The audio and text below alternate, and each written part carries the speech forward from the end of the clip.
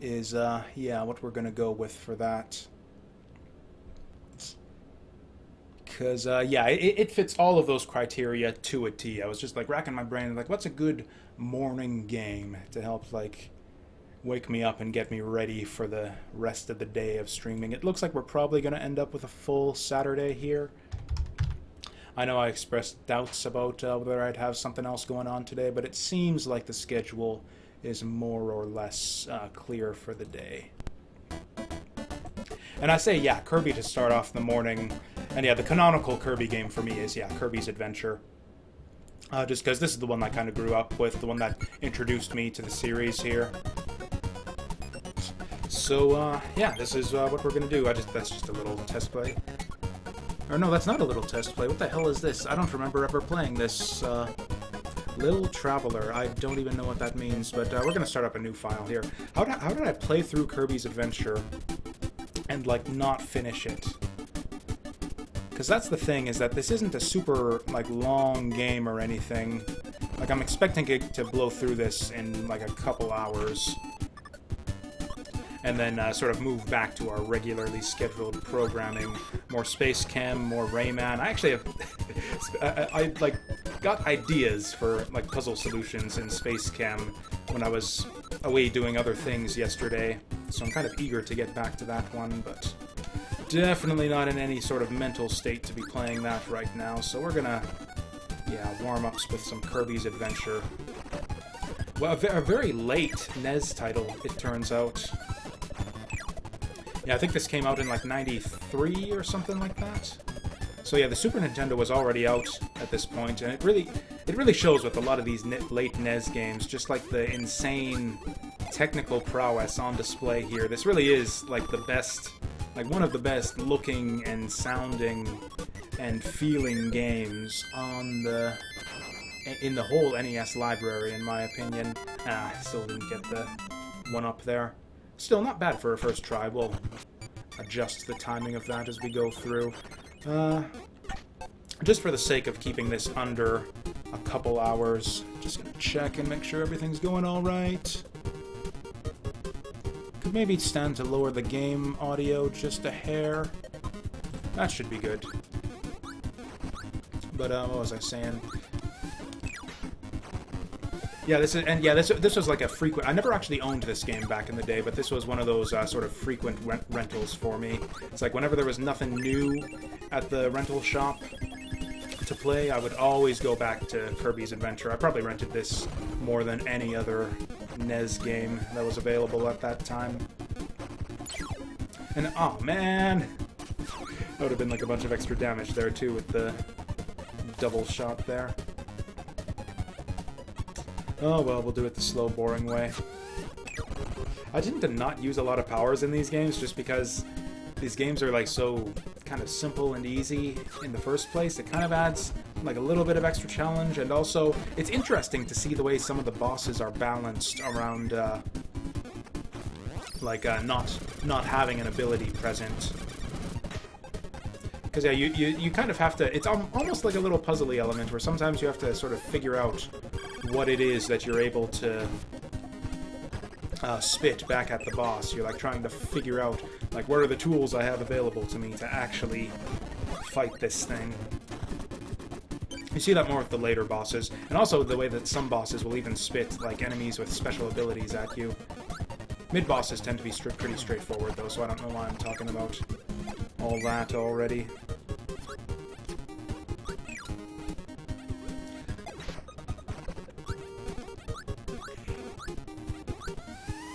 And actually, if I'm not mistaken, this was actually the Kirby game that introduced the whole special power thing. Because yeah, the original Kirby's Adventure, a little bit higher that time. Yeah, if I remember correctly, the original Kirby's Adventure did not have, special powers or anything like that. It was just, suck up the enemies and turn them into a star and shoot them out of your mouth. You could still swallow enemies, but it didn't do anything. It just kind of disposed of them and turned you from like your little rotund, less mobile pink state into your like little floaty pink state. Changes him from like a beach ball to a golf ball, kind of. But yeah, it might have been actually Kirby's Dream Land 2, which was another Game Boy game, which I've never actually played, which is why I don't know this. Or you know what? That one introduced Kirby's Animal Friends, which I think means it's probably more than likely that they had special enemy powers in that game, but I'm not positive. That's one that's on my list of sort of retro games I've never played that I should get to someday. And, you know, I guess we could have done it. Oh my. I'm actually gonna die. I'm actually gonna die in a Kirby game. That won't do. Getting like a little bit of input lag. I think this is just kind of the way the game is. Like, again, sort of the technical aspects of things. This is a really good-looking game, and you get like a lot of sprites on screen, and it's a very just impressive technical, like, amount of technical prowess on display here with what the NES hardware can do. But the gameplay does, just a little bit closer that time. But yeah, you can kind of see the way the hardware kind of struggles with it here. I say hardware as if I'm playing this on actual NES hardware. This is an emulator here.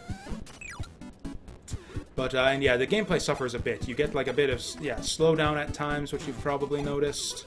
And also, yeah, that bit of input lag, which I'm pretty sure was in the original game as well. Just like, I don't know, something to do with clock cycles or some shit. I'm not a technical retro hardware guy or anything. I just play the games.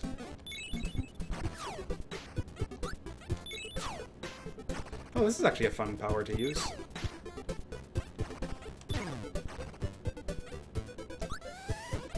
Yeah, it's a little trickier to maintain powers in this game, and starting in, I think, Kirby's Superstar and later, you'd have to take like a big hit to lose your power. But yeah, in this game, just one hit. This game and Kirby's Dream Land 3 also, just one hit, and yeah, you lose any power you have. I'm having trouble to get the dash. Am I dashing there? Felt like I was having some trouble getting my dash to come out. Yeah, getting that slowdown here. Okay, this is it! We got it! Oh, wow. Getting further away.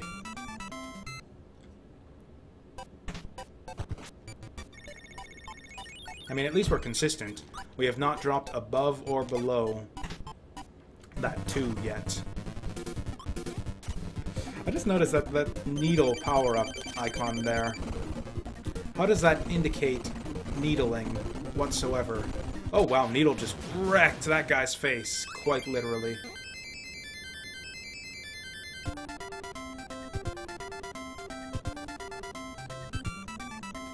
Yeah, Wispy Wood's kind of a series mainstay there.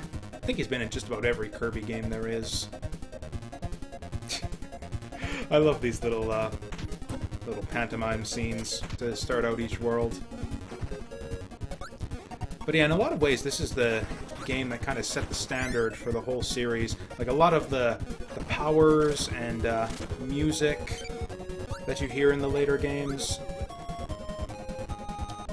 And yeah, a lot of the special moves too, like just Kirby's basic moves, like the slide, I think, was introduced in this game. Really shouldn't be making proclamations like that about what was the series first and all, since I haven't really played the other early games in the series quite as much. Like, I've played the original Dream Land a little bit. Like, that is like a 15-20 minute game right there. So it's like, if you haven't played Kirby's Adventure, that's like an easy one to cross off your retro backlog. That game like barely even exists for how short it is. Or I guess you can go through and do like the effectively New Game Plus, and then you go through the game again, and it's slightly harder. And it's like when you beat Super Mario Brothers, you can go through the game again, and the enemies all are like tougher versions of themselves. Hey, there we go. Just like when we were playing Sonic the Hedgehog, I want to see how many lives we can accrue by the time we get to the end of the game, because this is another one of those games where you'll have like 20 or 30 lives by the time you get to the end. Although if we don't do the bonus games, you know what, I'll do each of the bonus games once just to show them off. They're kind of a waste of time since all they do is give you extra lives and points, which don't really do much.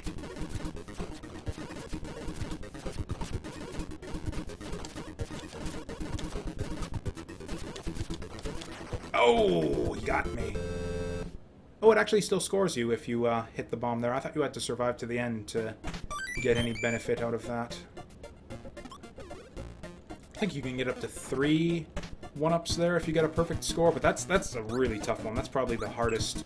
Actually, no, that's not true. Probably the gunslinger minigame is the hardest one to get a perfect score in. In fact, I would say it's like basically impossible. At least if you try to do it on reaction. I guess you could try to like preempt the buzzer there.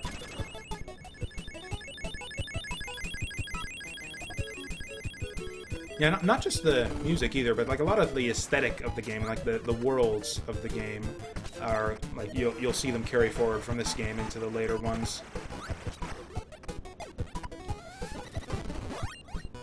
Oh, is he gonna stop just short of us? Well, easy come, easy go. Oh, this guy's flashing. Okay. Normally a flashing enemy indicates that it has a power that you can get.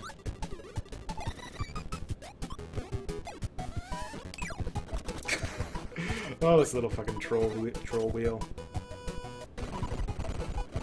And yeah, these mid-bosses, too, a lot of these guys would carry forward into the later games. Like, in fact, if you've never played this game and you've played Kirby Superstar, like, just about everything in Kirby Superstar, like, originally came from this game. Like, the mid-bosses, the level themes, a lot of the music.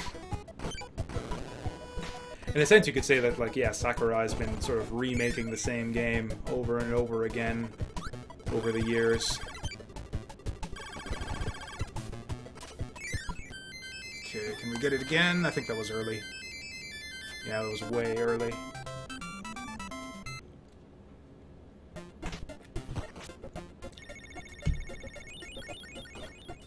Ooh, let's do the crane game. Oh, hey, that's what I like to see. Yeah, this guy's... If this guy spawns close to the tube there, then it's really, really easy to get it. So yeah, what happens there is if you don't get it, like, perfectly in the center, it'll fall away from you after a couple seconds. Like, if I don't line this up perfectly...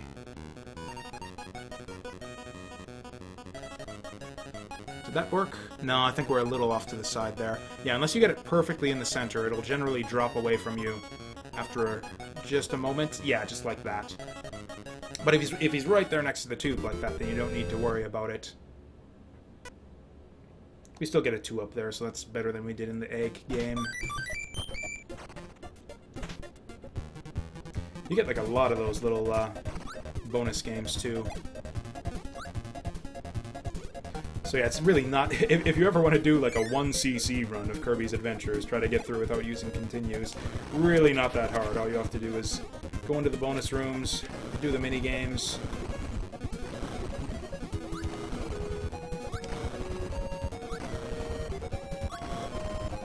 I know the sword guy is right there, but I will... Okay, I guess we can do it that way. I will get the timing on this if it kills... Not just if it kills me, if it kills all of you, I will still get the timing on this. There we go. Okay, now we want the sword guy. There actually is like a completion percentage you can get in this game. Oh, is it not the sword guy? Is the sword guy not what we wanted there? Oh, well, whatever. Yeah, there's hidden switches in the level that'll unlock, like, basically hidden doors that lead to more bonus games. Sometimes the odd museum or battle arena, but mostly more mini-games. And there's only, like, 4 different mini-games you can get in the game. There's what, the... Something... Is it 4? There's the egg swallowing, there's the gunslinger thing, there's the crane fever... I think maybe just those 3. But yeah, you actually get a completion percentage, like, on your save file. Whoa! That's not a shortcut. But yeah, there's no... As far as I remember, there's no actual benefit to getting a completion percentage. There's no, like, extra ending or anything like that. Just a number, which frankly is all that it takes for gamers a lot of the time to want to get everything in a game. Some of the secrets in this game are actually pretty well hidden too. They're often based around requiring a specific special power. was kind of bullshit that sword doesn't one-shot those guys.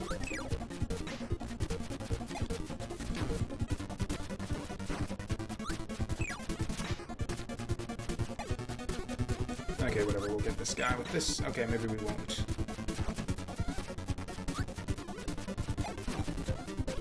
Oh yeah, that little puff of air that you let out actually can damage enemies. It does very little damage. There's, yeah, very few enemies you can actually kill with that thing, and it won't damage bosses or anything. But I used to think that, like, puff of air was, like, the best thing when I was a kid. I just had the idea, it's like, wow, I can just, like, shoot enemies on demand whenever I want.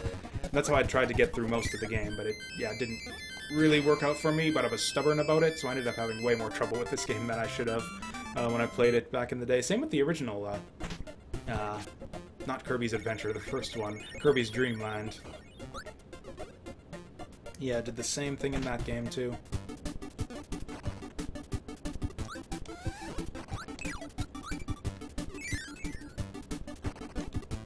Ooh, what's in here? Oh yeah, that's another weird little quirk, too. Kirby can actually damage enemies by falling on them if he's got enough velocity, if he's been falling for enough time. Other trick I always used to do as a kid was just fly over the levels.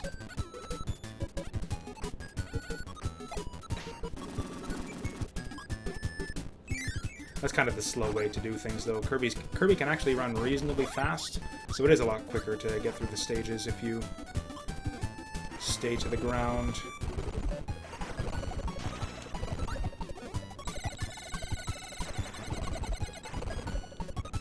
Ooh, I actually want to, yeah, eject this. Yeah, you can voluntarily eject your powers by pressing select.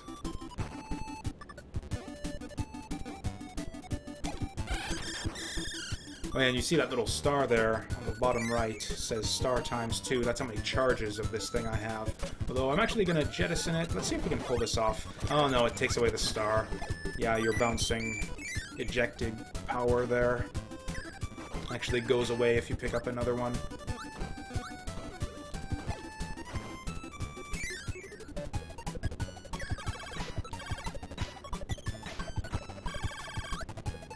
Yeah, just like the different interesting properties of the different powers is really neat in this game. There's like just a lot of creativity on display, I think, here. And again, that technical prowess, the way the lasers kind of bounce around off of angles and stuff.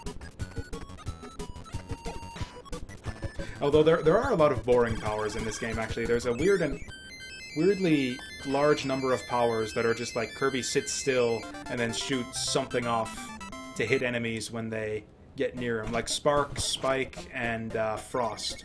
Or Frost is a little bit different, but the way they kind of operate, they're all basically kind of the same power.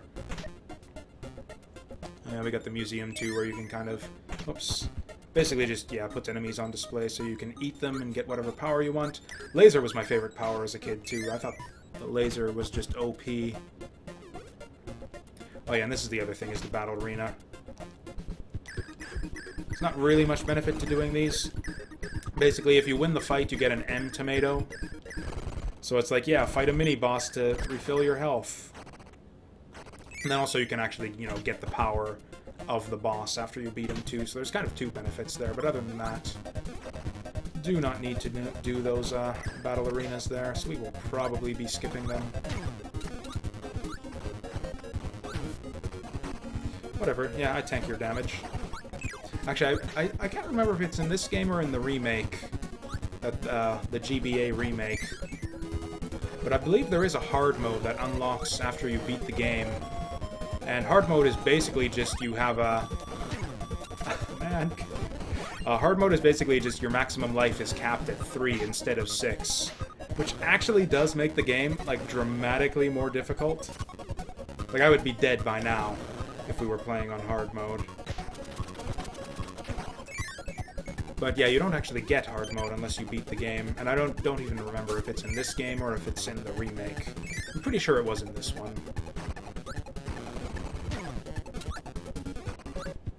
It's been a long, long time since I really played any NES games, really. I really have actually a lot more... I did own a NES back in the day, but I really have more of the nostalgia for the Genesis titles, really. Genesis, like, I played NES games back in the day, but I was really too young to properly appreciate most of them. I would have been like 3 to 5 years old when I played most of these games for the first time on the NES. I didn't really become like a gaming addict, really, I think, until the Genesis. It was the Genesis and Sonic the Hedgehog when I was like, holy shit, video games can do that? This is fucking awesome. It was just like, yeah, seeing the Genesis games and Sonic the Hedgehog, and it was just so far beyond everything I'd ever played on the NES that it was just like, holy shit, I need to play everything now, all of the video games.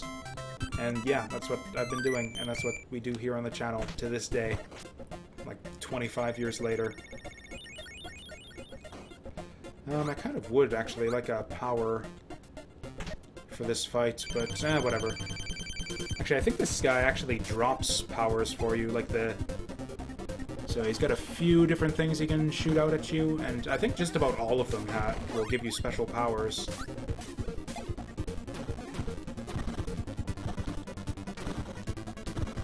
It's actually a really good power for this fight, because a lot of this boss's attacks, or the most dangerous attacks at least, come at you from above.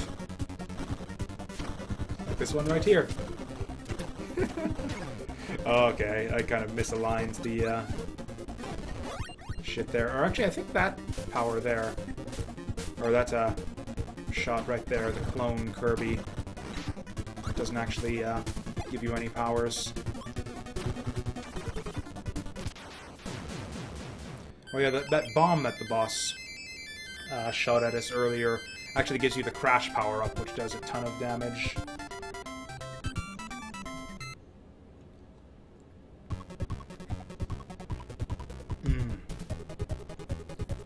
This track right here is probably my favorite bit of music in the game.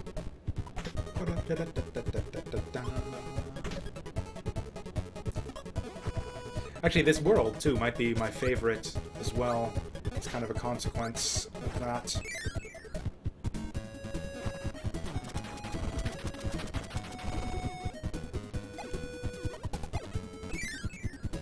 In fact, yeah, I'm probably going to stick this on my video game music playlist on YouTube right after this playthrough here. Okay, do bosses have weaknesses or something? This was doing so little damage against Paint Roller, and now so much damage against this guy. I guess it's because he's a mid-boss.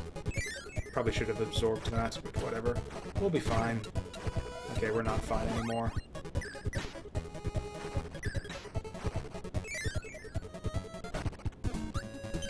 Okay, so yeah, that's our first secret switch.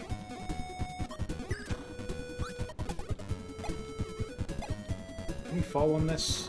Okay, we can slide it. I think that's actually the way to the switch there. Yeah, so that's a pretty easy one. Yeah, starting in this world, you have to actually start finding hidden switches to unlock the bonus rooms.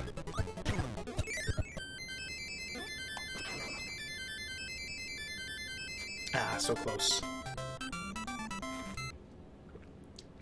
Well, we're hitting that 2 every time at least, so if nothing else, we'll have a really, really high score by the time we get to the end of this.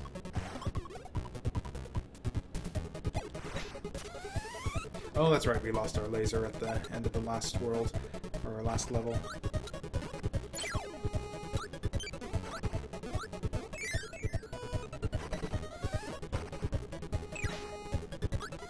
Hey, we got him back.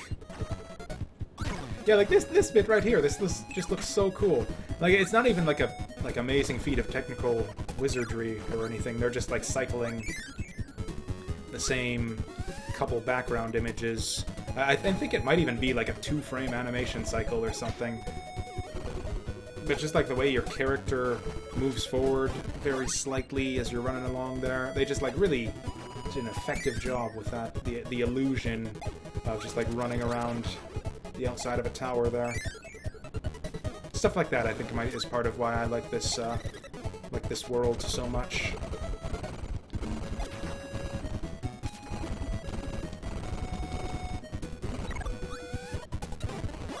So there's nothing in here other than this wheel guy, so I'm guessing they want us to use this. Oh, yeah. Basically, anytime you see, like, yeah, a bunch of ramps like this, that means that it's time to use the wheel power. Ooh, this right here is going to be tricky, though. Okay, so if you've got a star and an enemy, the star takes priority. Whoops. Oh, I didn't want to go in there.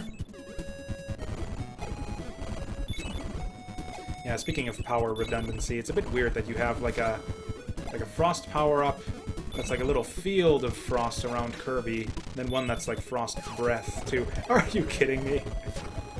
Okay, just to spite this guy, I want to actually beat him by shooting an iced enemy at him. Ha! Get fucked. This guy actually has an interesting power-up, too. I don't know what other enemies you can even get this power from.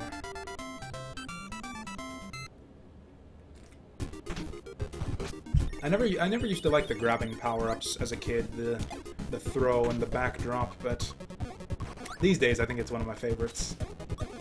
It's not necessarily the most useful, it's just really cool. Yeah! Do wrestling moves on the enemies. And you can, yeah, sort of press the D-pad to send them in whatever direction you want. Oh no, I want it. Give it back. There we go.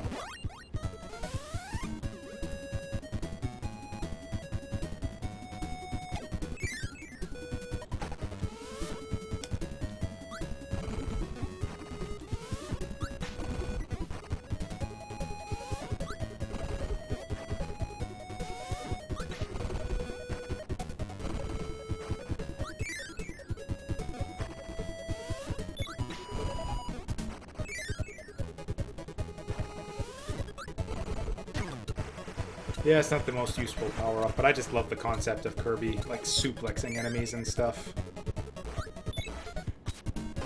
And of course, yeah, they developed the concepts of all of these powers much, much further in Kirby Superstar, which really is the better game, just kind of as a result. They've got like a full-on moveset in Kirby Superstar for each and every ability.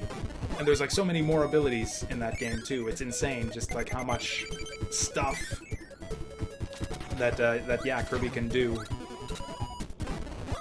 Just like, yeah, the amazing creativity on display with the powers. There's kind of two tiers of, or two kind of separate cycles of Kirby games.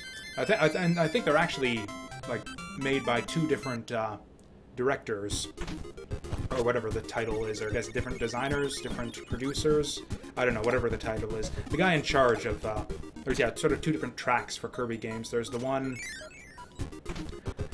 where it's like, sort of like this, where it's like heavily, or I actually don't know who made this one. I think it was Sakurai, and I don't know the other guy's name, but there's the ones where you've got like powers and like a bunch of crazy abilities associated with each power. Like the ones where you do like Street Fighter inputs and shit to get like a bunch of different moves out of your powers. And then there's the ones, the games with like the very simple powers where it's just like a one-button press and like some sort of, where each ability does exactly one thing and only one simple thing. Like the Kirby's Dream Land 3 is like that. Kirby 64 is like that. Was that game actually called Kirby 64? I think it had a different title, but the one on Nintendo 64 was like that too.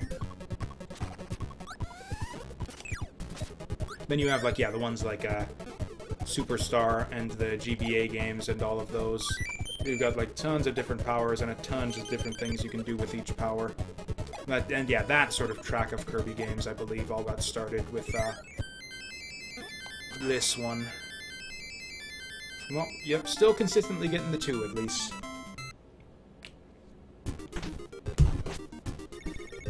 Are we still good for technical bullshit? Everything's looking kind of alright here. Okay, we got the gun thing. Let's see how my old man reflexes can hold up here.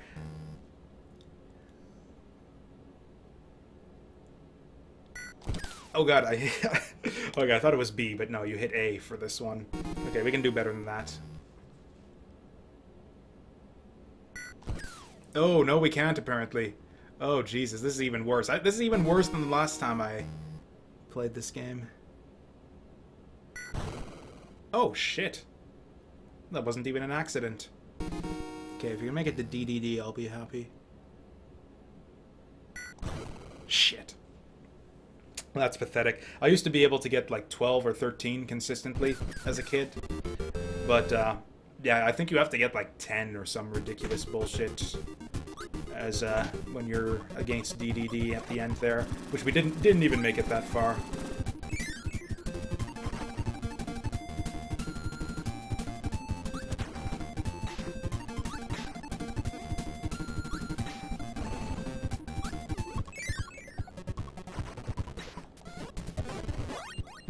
I like how they like leave you invincible just for a little bit, even after the music stops playing. Gives you like a fair bit of warning before it wears off.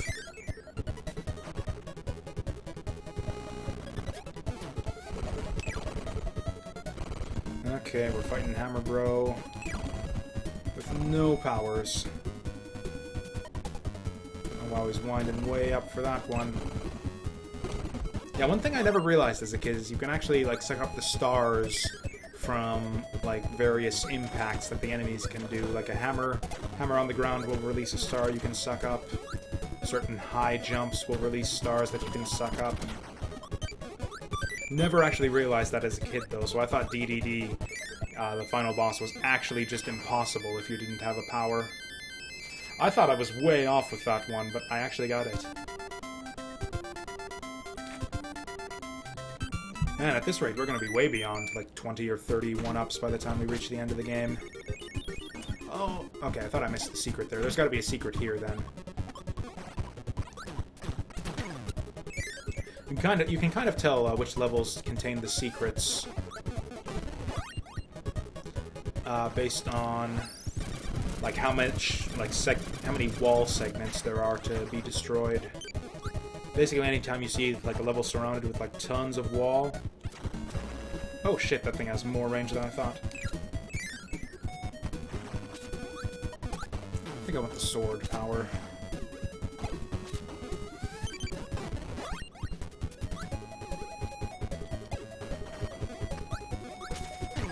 This is, like, a dumb little thing, too, but I really like how you can, like, suck up the food and eat it instead of just touching it. I don't know. Like, it's such an obvious thing. It's like, yeah, you can eat the food by eating the food. But it's just like a nice bit of convenience. Like, you can suck it up into your mouth, or you can just touch it. Kirby has many different ways to absorb nutrients, apparently. You can even, like, get second-hand food, as demonstrated in Kirby Superstar. Okay, we kind of want to race to the end here. Good, good. And I think that's our secret switch. Yeah.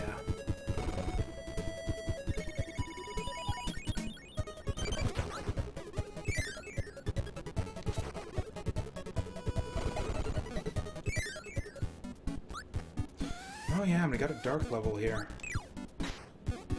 I remember there's a hidden door in one of these. So yeah, you eat the light power up. Yeah, you can use that to light up the whole area. I think that's all the light power-up does. Well, probably the most situational power in the whole game. Actually, that's a concept I don't think that that any of the Kirby games have ever really explored. Like, the notion of, like, a one-off power that's only useful in a single level for a single thing. Oh, so close.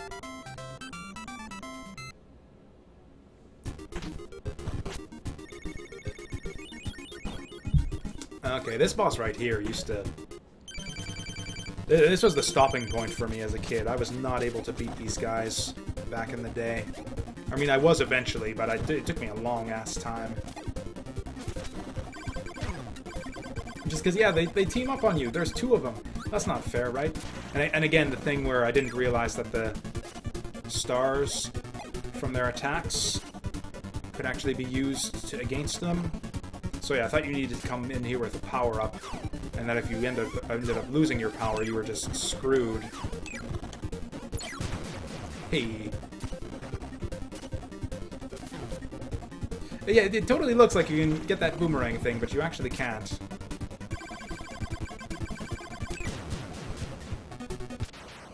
A really cool concept for a fight, though. I'm actually disappointed that this is one of the bosses in this game that never made a comeback in any of the future ones.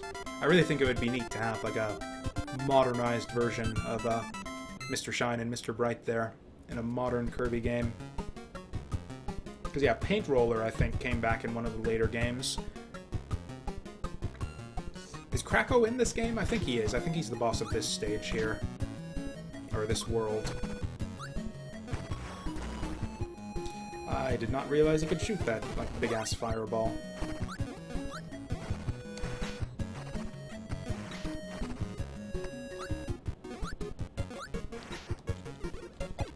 That fireball actually has a bit more of, like, a arc on it than I realized. Like, a bit more width. Doesn't slow you down too much either when you use it. Oh, okay, we gotta get the UFO. This is like basically the game's equivalent of like, I don't know, some kind of like super power. Like this is the best power in the game right here. As evidenced by the fact that it took another UFO to take us down. Okay, is he gonna come back? Yeah, and it's so special that, yeah, the UFOs don't respawn between lives. And it's the only power that you can't take. Yeah, even the one that crashed into us, yeah, he's not coming back. So yeah, they don't come back between lives, the enemies that drop it, and it's the one power-up that you can't carry between stages. Yeah, you lose your UFO power even if you survive to the end of the stage with it. And yeah, it basically lets you fly around like super... like Kirby can fly anyways, but it lets you fly like with a bit more agility than normal. Yeah, that one, like, extra block there, you saw how they were kind of interspersed in that sort of checkerboard pattern, but that one extra block there was your hint that there's a secret door. And that's, yeah, that right there, and it really does kind of stand out. That's sort of what I mean by how well hidden some of the secrets in this game can be. I never liked the tornado power-up, actually. It seems, like, ludicrously powerful. You just, like, turn into, like, a whirling tornado of death. But it's hard to tell, like, when it's gonna stop. And it's hard to control yourself when you're using it.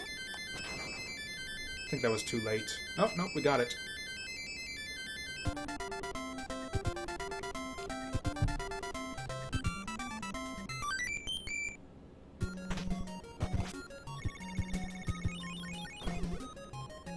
Actually gonna take the crane game here. Oh no. Okay, we gotta line this up perfectly. That looks pretty good. I think this might do it. Think we got it.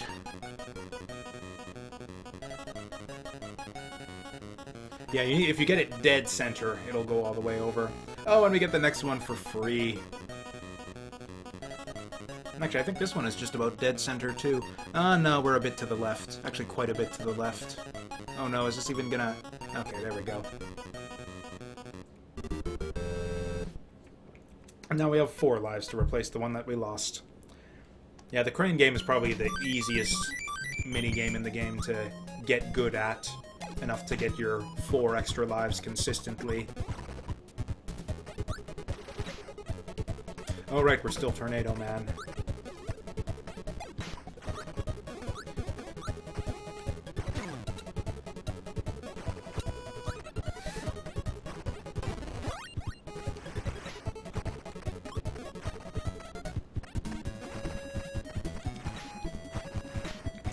Actually, now that I think of it, just thinking about the Tornado Man there makes me think about just sort of the similarities between like the Mega Man concept and the Kirby concept. I wonder what I think you could actually make a cool Mega Man game if you like were to change up the power-up system and make it more Kirby-like.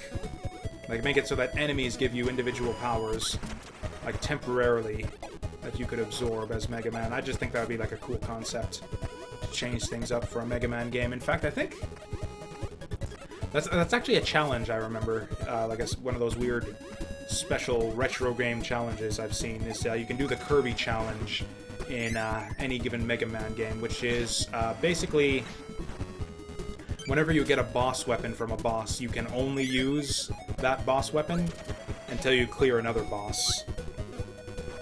So it's like you're playing Mega Man 2 or whatever, you beat Metal Man, and now you can only use Metal Blade until you beat another boss, and then once you beat, like, I don't know, Leaf Man or whatever, you can only use Leaf Shield until the next boss. So yeah, basically only one power at a time, essentially, is the restriction, and only the power of the most recent boss that you killed. And I literally mean, like, just that power, no, like, even regular Mega Buster or anything. Oh shit, we got the double there. We should have actually gone further over to the side to try to hit them both with it, but whatever. Yeah, just like this. And then actually we're gonna get the other one with the crash.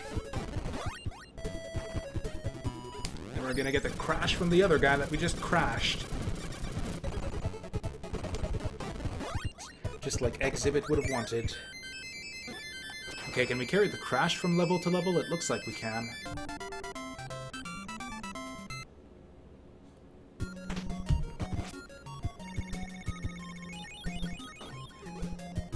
Oh, and yeah, so this whole block of stuff right here, that probably means... Okay, we're gonna try to redeem ourselves here. I'm gonna try to get to DDD this time.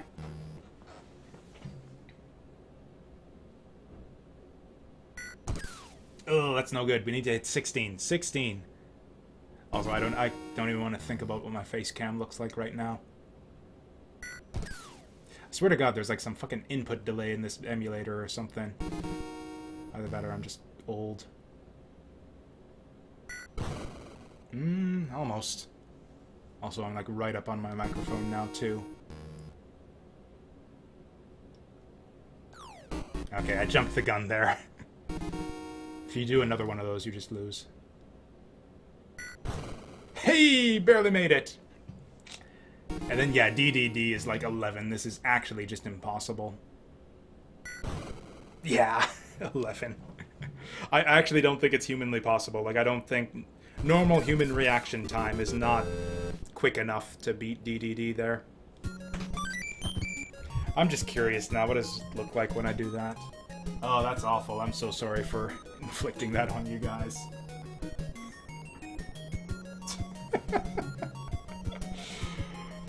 I try not to be aware of the face cam too much, but maybe, I don't know, maybe I should be more aware. Maybe I should be more aware of it.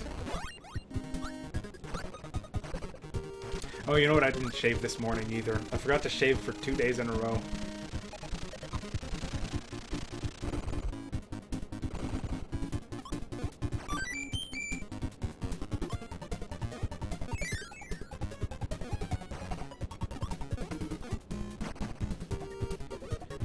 Yeah, I think on the gunslinger minigame, I used to consistently be able to do like 12 or 13, or anywhere between 12 and 14, I think, in that game.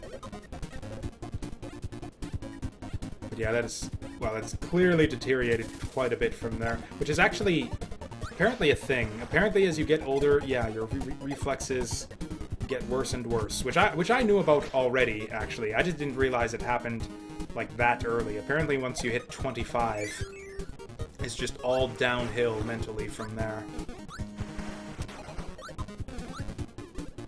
Especially if you don't exercise. I wish someone had told me about that earlier on, but yeah.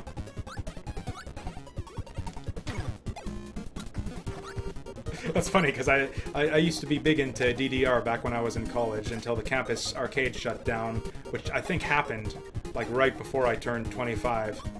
So it's, like, right at the point where it's important to start exercising to maintain your mental alertness and everything. I literally just stopped exercising entirely. I stopped the only form of exercise I ever got. Ooh, actually, I'll take this.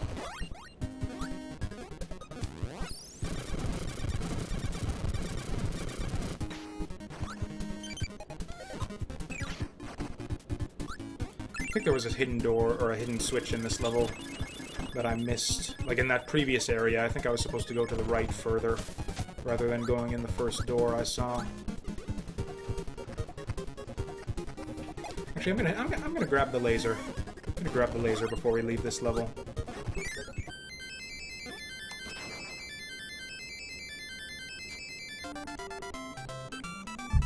I wonder what like the timing window is to hit that. Like how many open frames you have to hit that for the 1-up.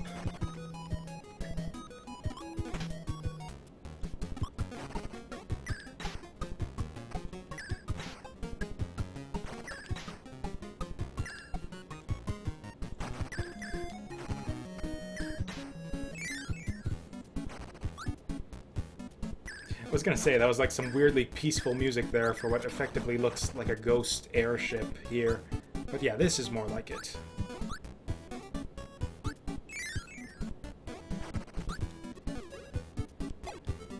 And now we're just like outdoors again. There's like, it seems like there's no rhyme or reason to the progression of these stages. Oh, what? It like started to change direction there, but then it screwed me over. And then, yeah, you have to make it to that bridge in time, or else your wheel isn't going to do you any good. And then I think it blocks off the switch from us because we... Yeah. That's a really tough one to get. You really have to master the timing on the wheel there.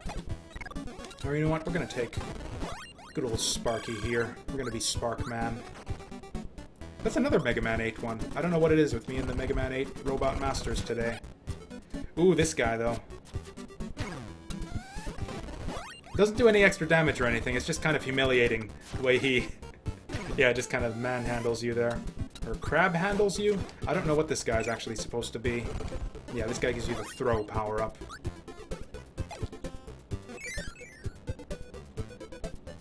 Oh, look at that icon you get for the throw power-up, too, down there. That is sick. Love the way that looks.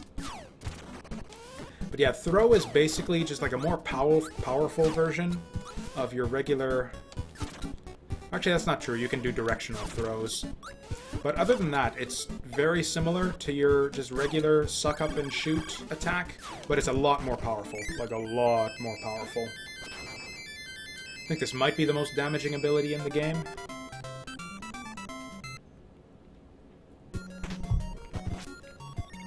But yeah, it's less versatile because you can't actually walk around with the enemy that you're holding like you can when you have the enemy in your mouth. I don't know why Meta Knight is the one giving you like these free lollipops all the time. Like, is he trying to give Kirby diabetes or something? Is that the idea? Because frankly, I think Kirby gets like his fill of sweets already. I don't think these lollipops are doing much to affect that with as much as he eats already. How the hell do we get down there?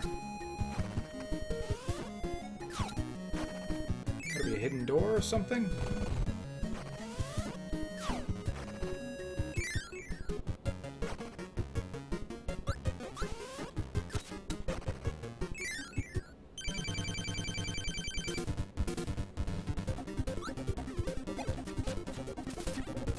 Oh, he's gonna throw it off. Okay, can we get our throw back? I think we're gonna... No, it's... Yeah, waited way too long there. Oh, the slowdown, though, in these fights sometimes. It's a bit unmanageable. Okay, is this guy ever gonna knock this off? There we go. Oh god, I'm gonna die.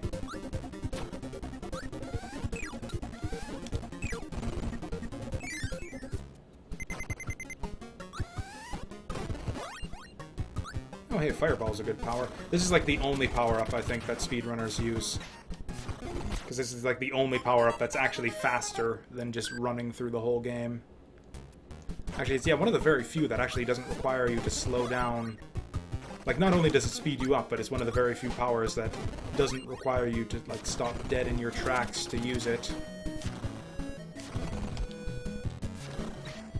Yeah, it's a, if you ever watch a speedrun of this game, it's basically just a lot of this.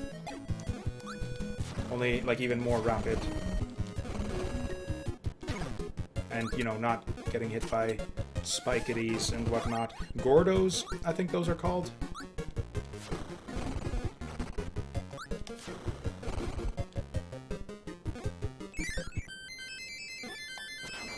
I think that was perfect. I think we're gonna get it. Yeah.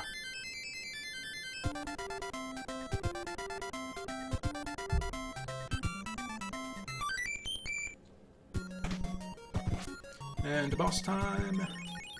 And a boss time. No, it isn't. We're number 6. I don't know why I thought that was a boss door.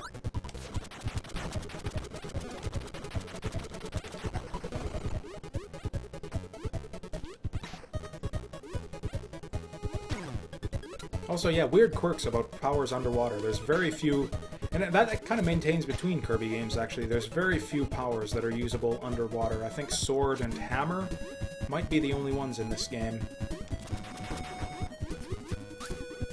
And yeah, there are secrets that you can unlock based on that. Hey there, Maze Whale. How's it going?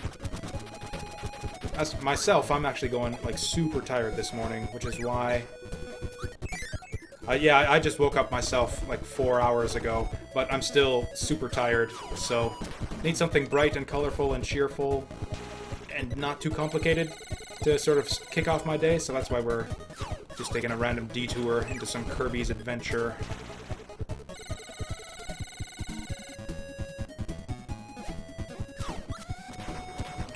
Because I figured I want something that's like not too taxing or difficult on the brain, because I'm not in the correct mental state right now. I need something fun and nostalgic and cheerful. And just Kirby came up. Kirby was the first thing that I jumped to when I started listing off all those criteria in my head. Oh, we actually used up all of our microphone charges. Okay, I'm pretty sure there's a hidden door in here somewhere, and that I missed it. Okay, there it is. Didn't mean to hit B button there. I think you can actually go through that door. Oh, we got the triple here. Okay, we gotta use this. We gotta find some poor sucker to use this on. And it's you. Oh. But actually, yeah, the door was here. Yeah, you don't actually have to light up the area to reveal that. Oh, and it's just the teleporter room. So yeah, those star doors there are just basically shortcuts between worlds. They're actually not very useful. It's just, or it's a convenience thing, basically. Normally, if you want to backtrack to a previous world, you gotta go, like, one door at a time. Like, backtrack to the like, if you want to go from world, like, 6 back to world 1, you gotta go to world 5, then 4, then 3. But the star doors just let you teleport to any world you want. I don't know why they're unlockable. Like, I don't know why you need to find a hidden switch to just unlock that basic element of convenience there, but there it is. I'm actually dying a surprising amount on this playthrough. I guess I'm gonna chalk it up to that aforementioned tiredness, but yeah. Ooh, I thought that was perfect, but we actually just barely made it there.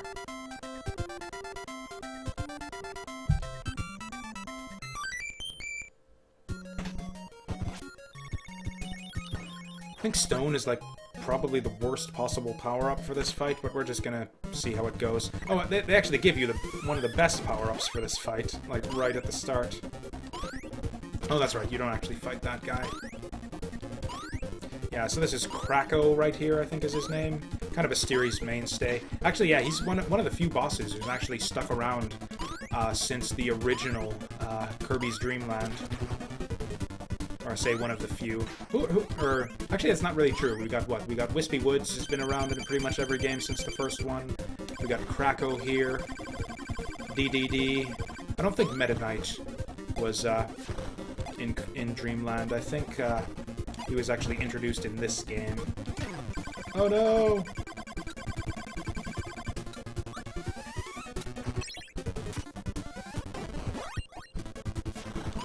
High jump is actually a mostly useless power-up, but it's particularly good for this fight here. The problem is that little bounce you get at the end. You know, I think this would actually be easier if I just spit stars in his face. It certainly does more damage. Oh yeah, look at that. I say his face. Is it really still considered a face if there's just nothing but one eyeball in it? And it's basically like your entire body? I don't know. Yeah, does a cloud with an eyeball still count as having a face? Just for the fact that it has an eyeball? A question for the philosophers, I guess.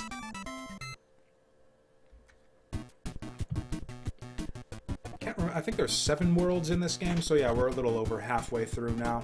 Just like I said, this is not a super long game or anything. We're going to be done this one. Probably guessing like about an hour and a half. By the time we're done this game will be the play time. Although the worlds actually do get considerably longer as you go along. Do I want the secret door there? Not really. We got 24 lives, so I think we're kind of good in that department. Never played a Kirby game. Huh. That's an impressive feat. There's so many of them out there, too, across so many different platforms.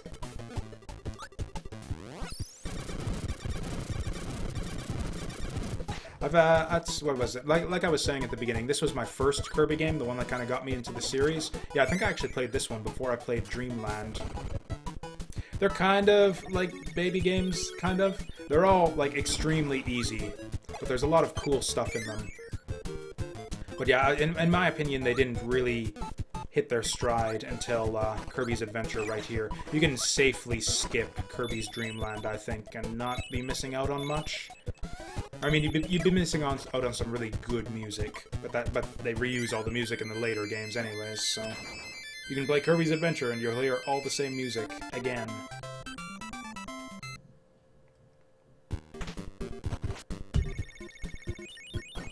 I'm trying to think, is there 7 worlds in this game? I think that's right. I think there are 7.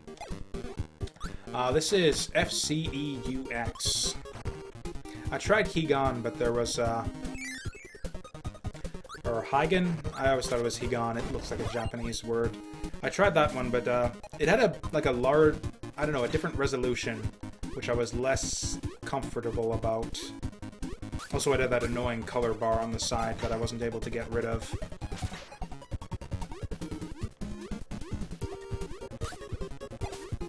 Actually, I've been meaning for a while to set up better NES emulation for streaming and stuff. That's why I haven't played a lot of NES games on stream before. But, I don't know, I was, like I said, it was kind of an emergency situation where I need some Kirby, like, right now to wake me up for the day. So I just decided, you know, fuck it, we'll use the shitty emulators I've been using all this time. Oh, the answer was, FCEUX, or FCX. I don't know if this has, like, an acronym that people say. I don't know if that stands for anything. It probably does. Probably Famicom European Union Extra. I don't know. FCEUX 2.2.2. That's what it says up top here. Oh, buffering? That might be a problem on my end, potentially. I don't know, the stream health is going along alright. Let me know if the buffering issues continue, and I'll, maybe restart the stream in a second here.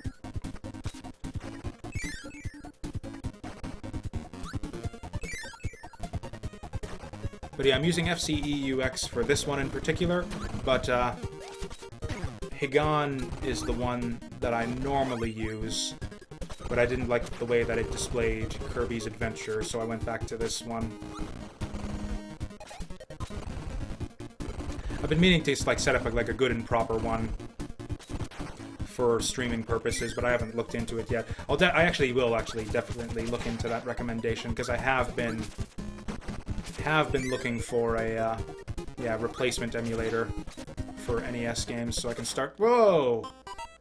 Okay, so those were just, like, lemmings, like, yeah, just running off a cliff to their deaths there, and I followed them like an idiot. How do I get that door in the center, then? Okay, that was not my fault. That was input lag. Input lag. I say input lag, but that's really just the way this game is.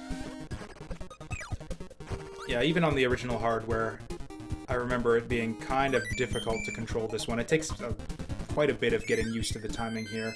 And my assumption is that most of that is just due to the... like, just how technically demanding this game probably would have been on the NES hardware. Like, you can see, like, a lot of slowdown at times when there's a bunch of enemies on screen. Like, the game kind of drops your inputs sometimes as well. Like, yeah, like this thing I'm doing right here, where I'm, like, just, like, jumping as soon as I land, is actually really difficult to time. which makes it sound like an awful game or something, but actually the game's easy enough that it's not a huge deal most of the time, which also makes it sound like an awful game. But there's enough good stuff in the game, though, I think, to make up for some of those shortcomings. Just the whole idea of, like, absorbing enemy powers, and just, like, the number and variety of the different powers, and the graphics and music and everything.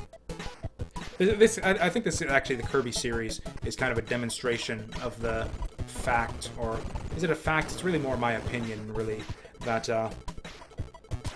oof, that was a bad hit. That, graphics and music can really make a 2D platformer, in particular, in ways that it, like, doesn't for other genres.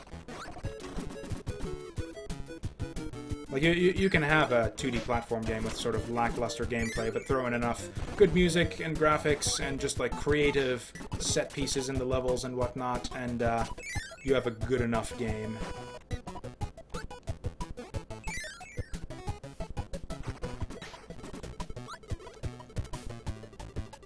I'm not sure if... I don't know, I kind of like the idea of, like, retro authenticity, though. Like, this is the way that the game actually was back in the day. Although it would be... I don't know why I'm like that with NES games, though. Because I don't get that way with PS1 games. Like, PS1, I'm happy to, like, throw on, like, texture smoothing and, like, higher resolutions and all of that shit. I'm happy to throw that on PS1 games, but for some reason I'm just, like, wary of it for some reason. Like, slowdown removers and, better input buffering and that type of thing for 8-bit games. I don't know what it is. I'm gonna try another one of these to see if I can actually survive to the end this time. This is really kind of cute and amusing what happens at the end, if you don't get blown up.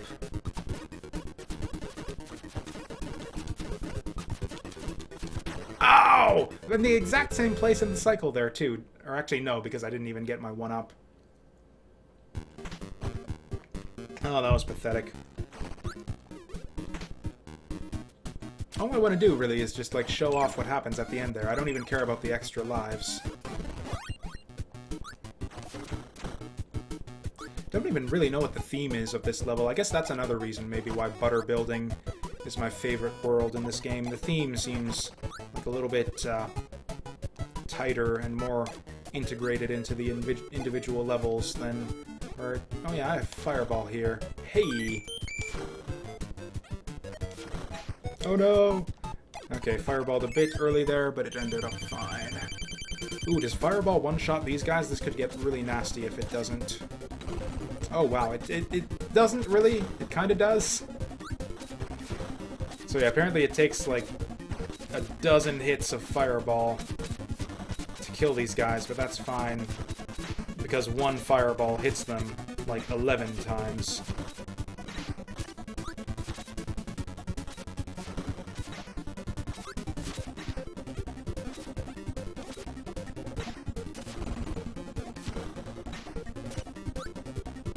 That's weird how it, like, gets down to the last ones and it, like, spawns them one at a time for some reason.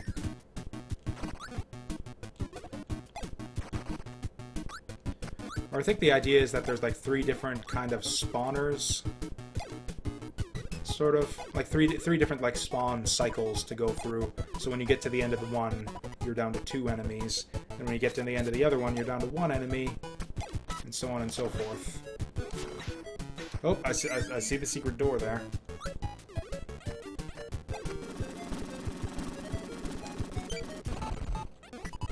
I'll give it a try. I've not actually played in an emulator before that actually had those types of capabilities. I think, yeah, that's the way you do it. Then we got enough time left to get our power back, too.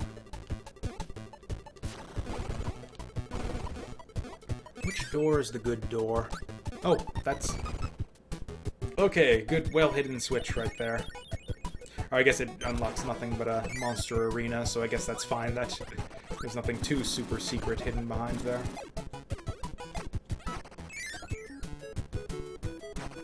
Actually, yeah, what is the theme of this world, anyways? I don't even remember. Did I skip the intro to this one, or was I just not paying attention to it?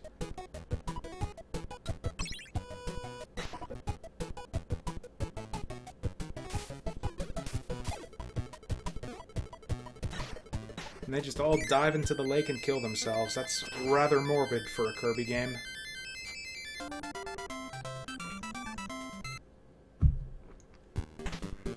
It's fine. Kirby lives in a world of dreams, so none of this is actually happening. I'm actually gonna take the boss fight here. Ooh, we get a hammer out of this. Okay, this is worth it. Hammer's a good power. Actually, I think hammer might be the most damaging power in the game. It's kind of a Kirby signature. Like, the hammer is the weapon he uses the most in, like, Kirby Superstar, or not Kirby Superstar, Smash Bros. He has, like, a bunch of hammer attacks. And it's, like, the most damaging weapon in a lot of the other Kirby games. Yeah, I don't know what it is, just the hammer is the weapon most associated with Kirby for some reason. Other than, you know, his signature suck up and blow attack. Is this a secret door? Are there secrets in this door? Whoa! Okay, so I was supposed to use that fireball there. Okay, so yeah, all that trouble to get the hammer, and now we want to get rid of it yet. Oh, okay. So this is actually like a little puzzle room right here. Not like puzzles like Space Chem puzzles or anything, but yeah. I actually Infinifactory actually popped up in my Steam recommendations, and I did look into it actually. Yeah. It's on my wish list now. I don't know if I'm gonna play it right away or anything. Although, what I actually considered was I did a lot of considering of Space Chem while I was not playing. Like, after the stream yesterday, on my way home from board game night, I just, like, started going over solutions in my mind. So I think I like, sort of, yeah, while I wasn't... it's like I do clearer thinking about puzzle solutions while I'm not playing the game than when I'm playing the game and streaming it and stuff. I came up with a couple revelations that I think will get me much, much more efficient solutions for some of those puzzles that I was having trouble with. Maybe we'll do a little bit of Space Chem right after this game, because now that talking about it makes me want to go in and try some of those ideas I had.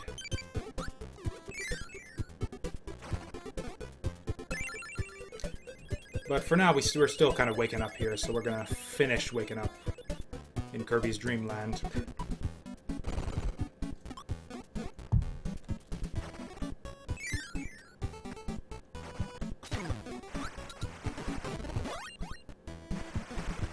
I've never actually played Minecraft before, actually, weirdly enough. I'm familiar with the concept. Like, I know what people mean when they say some game is like Minecraft.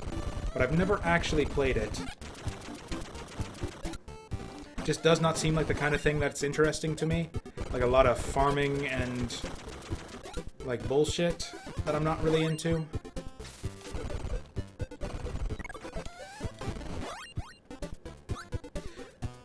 I think that's hilarious that you list showering as a thought-provoking activity, but I know what you mean, yeah.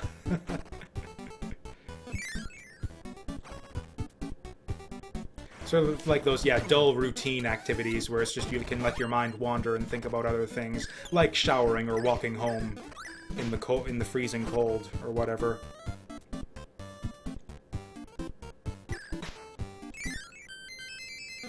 I remember I used to do that all the time when I was in college for computer science. I would almost, in fact, I would deliberately do it when I was working on an assignment or came across some kind of obstacle while coding something. I would just take a break. I'd like literally just leave and go for a walk outside for like half an hour, and then typically the solution would come to me after that. Actually, one sort of bit of unusual weirdness in this game is that your health does not refill between stages, which is really unusual for these types of games, especially back in the NES days.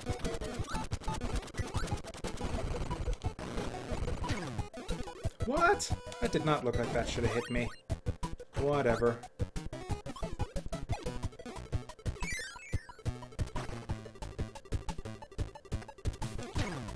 I don't know how that's going to work out on stream, though. It's like, I'm stuck on this space chem puzzle.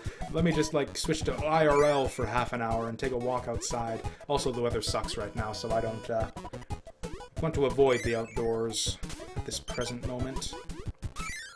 Yeah, I think you need one of those underwater weapons I was talking about to get through here. I think you actually specifically need the hammer. And I don't know where there even is a hammer in this stage. I think that was early. I think that was way early. That wasn't too bad. We were close. So it's going to be boss time now. What's the boss of this world? I don't even remember. Whatever it is, we're going without a power-up. Alright, Heavy Mole. The only reason I know all of these enemies' names is because of Kirby's Avalanche, which is like the basically Puyo Puyo knockoff, where you fight all of these enemies in Puyo Puyo basically, and it tells you all of their names before each fight, and it would have like these weird like NES era Nintendo voice acting. Whereas, like, they say the names all weird, like, so yeah, this guy right here is Heavy Mole. Or my favorite one, though, is actually DDD himself. Because, yeah, King DDD in Kirby's Avalanche was King DDD, which I just find hilarious. Or actually, even better than that, though, is there's a, I think it's an OC remix album of music from this game, actually. Well, yeah, interesting thing about this boss fight. Let's actually try this out. Okay, so yeah, this guy's bullets that he shoots at you actually give you power-ups, but there's no way to distinguish, like, which power you're gonna get. So you get one of three things from this guy's bullets. You'll either get Hammer, or I think Crash is a possibility as well. You get Hammer, Crash, or you get Sleep, which is basically instant death. You'll drop in a hole if you get the Sleep power-up, because you can't purge that one manually. Anyways, yeah, there's a remix album for the music in this game. It's called Zoc Performs Kirby's Adventure or something. It's like XOC is the guy's name. Just like look for Zoc XOC Kirby's Adventure on YouTube. Or maybe OC Remix? I don't know if it's an OC Remix album or not. He does like these crazy remixes of the, or I should say arrangements of the music in this game, with like some weird voice acting for some of them as well. There's one where it's like he like reads out the story of the game in this crazy voice that I can't really emulate properly. He's like, one day the peaceful life of Dreamland was shattered by a mysterious crisis. And then during that narration there, he says DDD in this weird way where he's King DDDD. And that just like cracked me up to no end. So I still do that sometimes where I refer to him as King DDDD. Yeah, this right here is basically fucking impossible. This is the worst mid-boss in the whole game. I think you need the throw ability for some secret in this level. That's the only reason I can think of why they would foist that bullshit on you. Because the idea here is since you're underwater here, you can't actually properly like suck up and spit out enemies back at him. Or I guess you can if you jump maybe and get the timing on that right. But yeah, it's really tricky. So what you actually need to do is get right up next to this guy and just spit your little water spout at him like that. Except he occasionally rolls at you and hops forward and stuff. So you're basically in danger of getting punked at any time.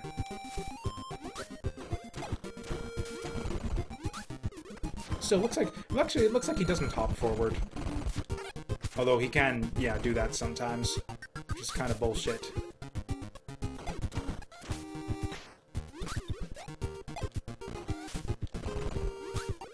Okay, I don't think there's even any benefit to this. This is basically a trap room right here, except they let you get out of it for some reason. And actually, yeah, you can't even suck up his ability, actually, because he's underwater. Oh, what? I thought that would get him. Okay, we're gonna just, like, bullhead our way through here. Or actually, you know what? This would actually be reasonable if you came in with the power. So yeah, we're just doing this the stupid way. Because, yeah, you could do a short hop out of the water and, like, shoot him with a laser or something.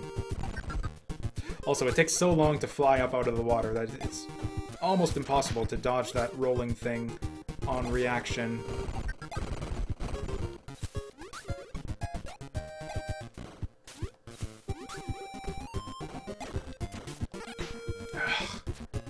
so you gotta be very precise with the landing there. Okay, I'm just assuming there's like the secret switch, like for killing this guy. Like we're gonna open up a door, there's gonna be our secret switch for the level. Because that's the only reason I can think of for them putting this bullshit in the game. This optional bullshit, by the way. The exit is right there. I can leave this anytime I want. But what I actually want right here is to kill this guy. Yeah, we're plinking away at him, like, literally, like, 1 damage at a time. Okay, you can get the double hit on him with the water spout.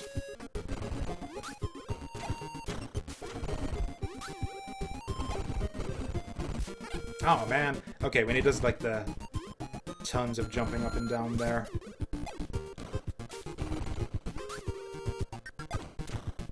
Seems safe to hit him after he spits an enemy at you. Fuck. Okay, if I fail this time, we're just done. I'm not doing this anymore. Okay, we got him. There's literally no benefit to doing that. This is just a bullshit room. Oh well, we did it. We beat him. Achievement unlocked. You cleared the bullshit room.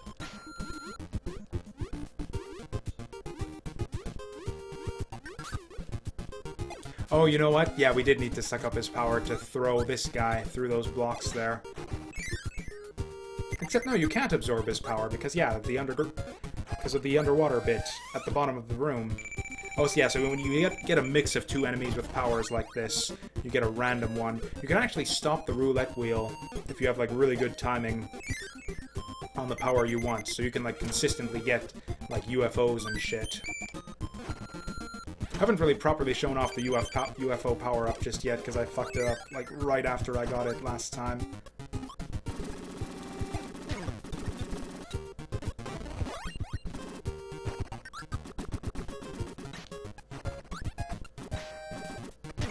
Oh, man.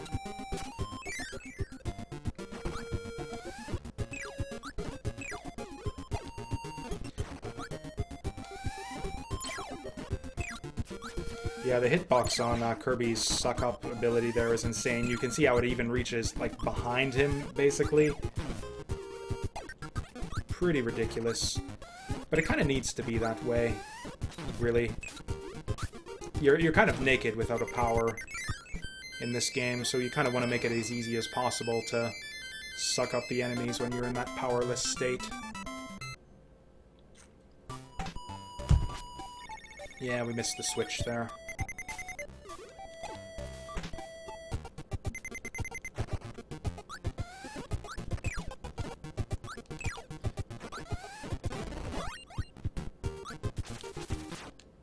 Oh, really? He got us on, like, the one brief frame when we weren't spinning there. Because, yeah, you can pretty much do a continuous spin with the sword there. If you just keep mashing the button. He just managed to get us on, like, the one frame between spins.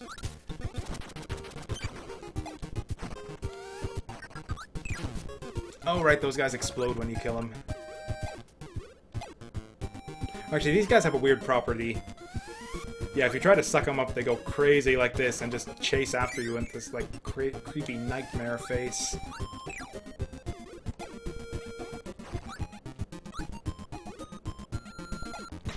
Okay, yeah, those bomb guys, if you let them drop off the edge there, they'll actually just, like, get this massive explosion that'll hit you from super far away. It's not full screen range, but it's pretty close. Do I get an umbrella here, or do I get the beam? Okay, I get the parasol. I like the parasol. Okay, so we need stone or hammer to get that.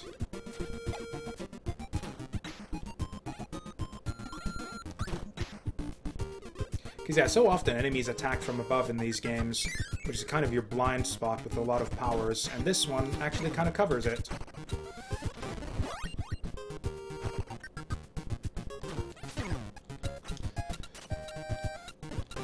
Okay, we'll do... Maybe they expect us to tornado through this area.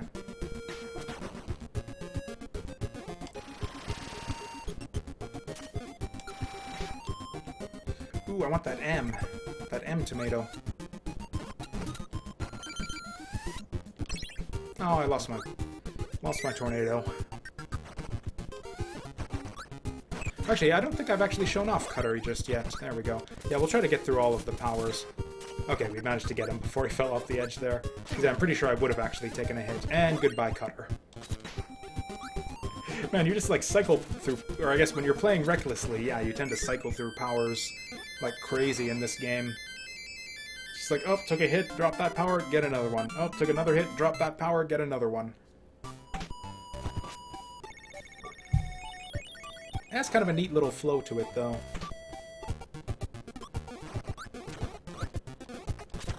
Oh yeah, we got pirate ships and stuff. I believe this is the Meta Knight boss fight at the end of this world. Which means that, yeah, there's seven worlds in this game, so we'll be into fighting DDD in World 7 after this.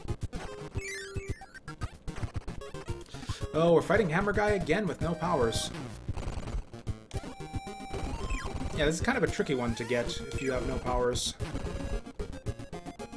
Because you kind of have to bait out the hammer and get him to drop the star in front of you.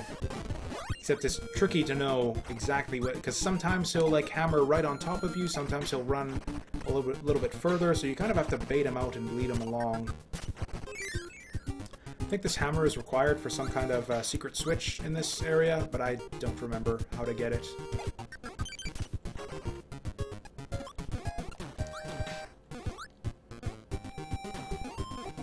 Is it this door here? Can I go through the porthole? Okay, so they're just like taunting us with that one up then. Oh no, we just... Okay, simple enough.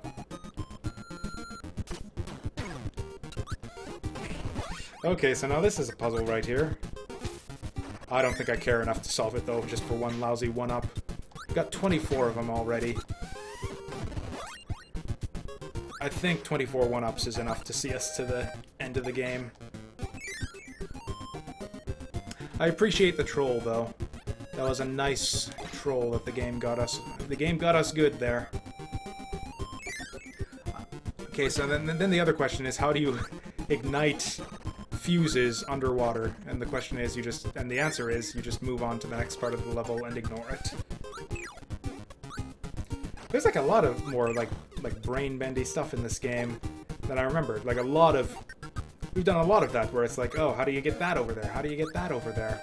Under normal circumstances, I would let that get to me, and I would like bang my head against the wall trying to figure out how to get it to every individual one-up and secret switch and everything. Oh, and then he like, yeah, it goes into the background there. When a rare sort of like transitionary sort of lead-in from one portion of a level to another. So you don't want to suck those guys up, but you can... Yeah, it's actually one of the few enemies that your Puff of Air attack is particularly effective against. Oh, I thought that was perfect on the timing there.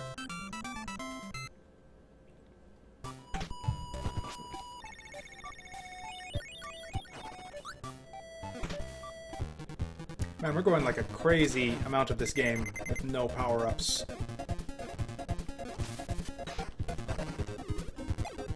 Ooh, this song right here is a good one too, actually. I think this is one of the rare ones that actually didn't carry forward into the later games in the series. Oh yeah, no broom power-up in this game. There actually is a broom power-up in Kirby 3, though.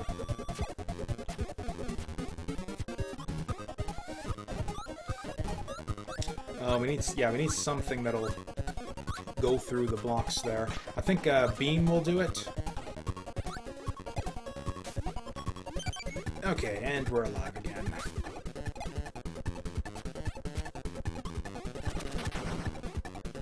Oh man, that's a bunch of one-ups too. Cutter won't do it, but this will be another opportunity to show off Cutter. It's basically just a little short-range boomerang attack. Did he just cut my Cutter away from him? This is like the second time where we grab the Cutter, and the sword guy is just like, nope, fuck off. No Cutter for you.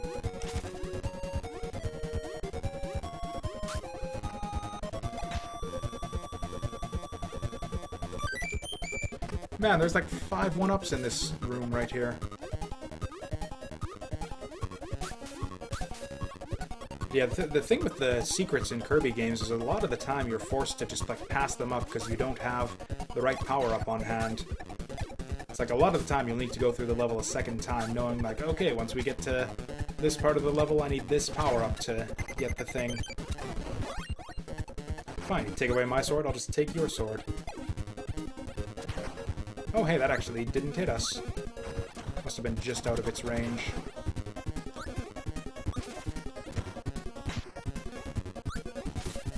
Oh, you actually get a special slide with the sword there. I think the walls might actually be blocking the bomb from hitting us.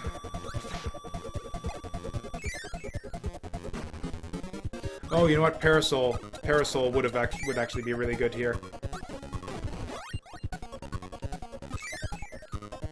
Yeah, these vertical sections here are actually kind of bullshit unless you have Parasol.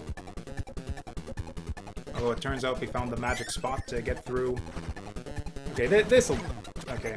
So long, Parasol. No, we're gonna keep it. Okay, that bird managed to adeptly dodge our Parasol there. It's fine. Yeah, we can just run underneath them. Okay. We're actually... Oh, wow, we're actually at like a net loss of lives so far. I used to be at like 27, and it's actually going down rather than up.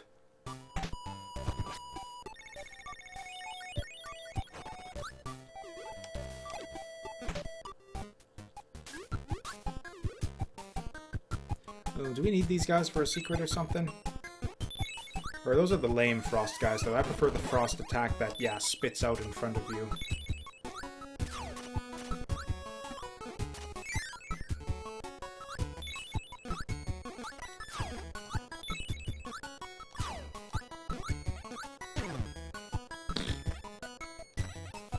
Oh, wow. We fell all the way down the mountain there. That little spark fucker! Just like our count of lives, we are actually going backwards rather than forwards up this mountain. Oh yeah, that's right, I can fly. It's like the punchline to like some bad comic or something. Oh right, I forgot I can fly. Then he just flies up the mountain. I think I actually saw a Toho comic. Yeah, I got that from a Toho comic, now that I think of it. I think it was some Chirino comic, and she's all like, "Oh, I got lost. Oh, where did you get lost from? The sky. Oh, wait, yeah, I can fly." And then that was the punchline right there. And that just happened to us. It's really the artwork, I think, that makes those Dioxin comics. Dioxin being the name of the artist who draws that series.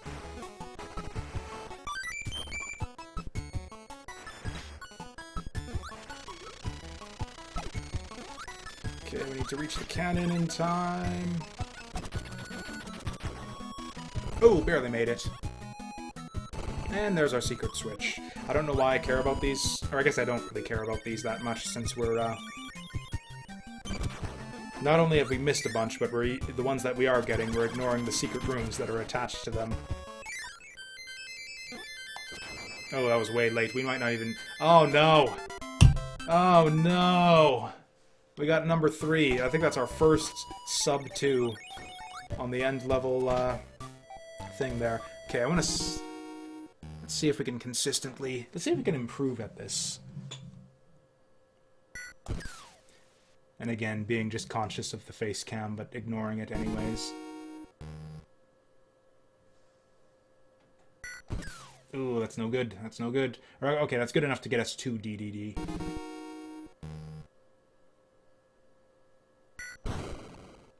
There's... Oh, yeah, it's just a sound, actually. There's no exclamation point. Shit! 14 that time! Okay, they must get faster as you go through the game, because that guy was 16 last time we did it.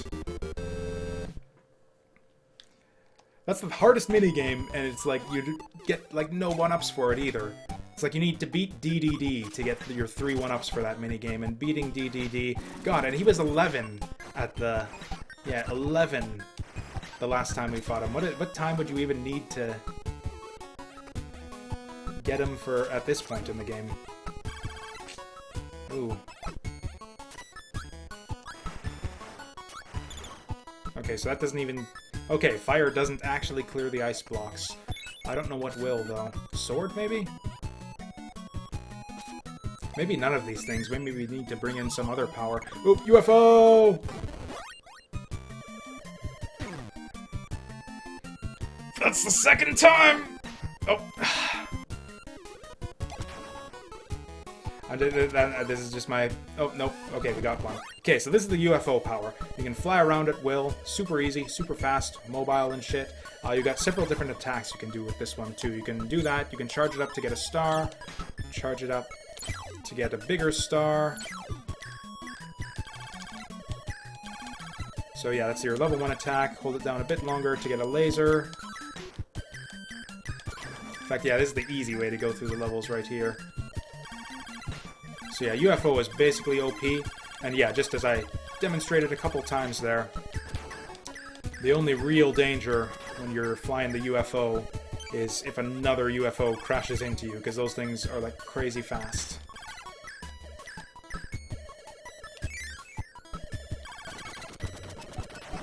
Oh, but which door is it?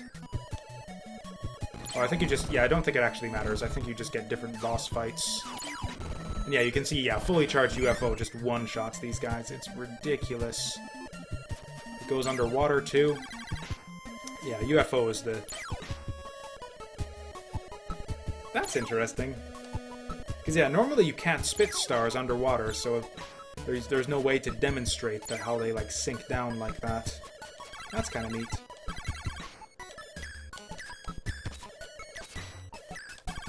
Okay, if you get the rhythm of the button right, though, you can just be shooting lasers constantly. Oh, okay.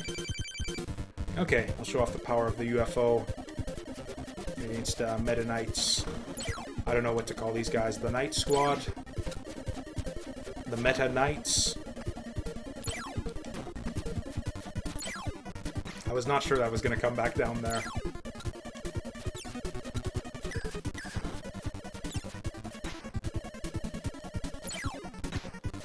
Someday I'm going to get around to those two at the bottom. Okay, here we go. Both with one shot.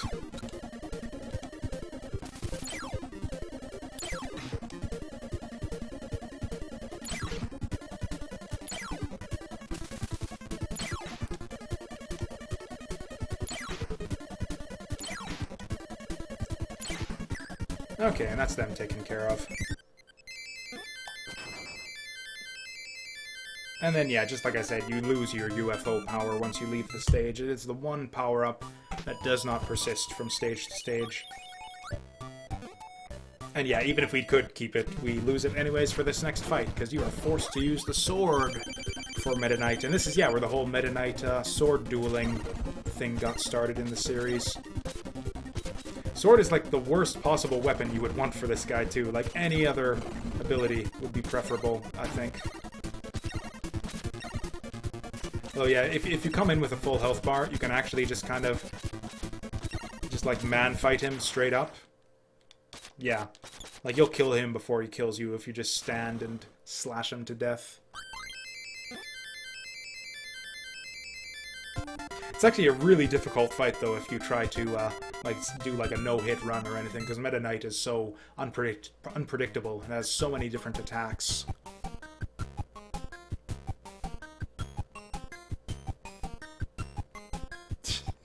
Okay, Rainbow Resort. This is the final world right here.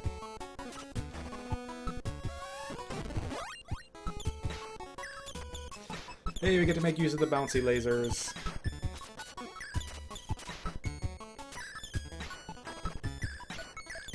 I think this is just cool that they put this in the game. It's like, no, it's not enough to have a laser. We need to make a laser that bounces off of things at an angle.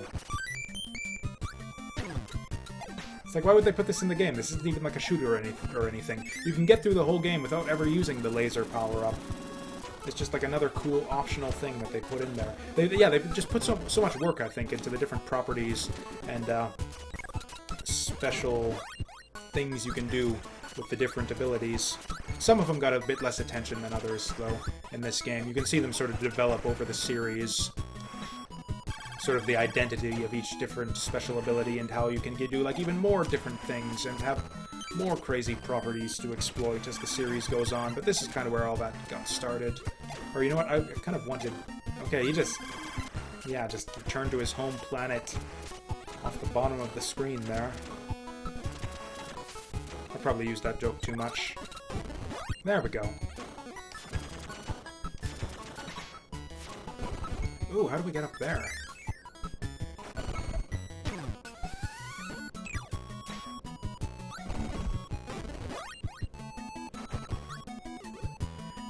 You know what, this whole mess down here just looks like nothing I want to mess with. Going back to the 5-year-old strats. Going back to the strats I used to get through this game when I was 5 years old. Because fuck everything about that mess down there. Oh, that was actually a short level.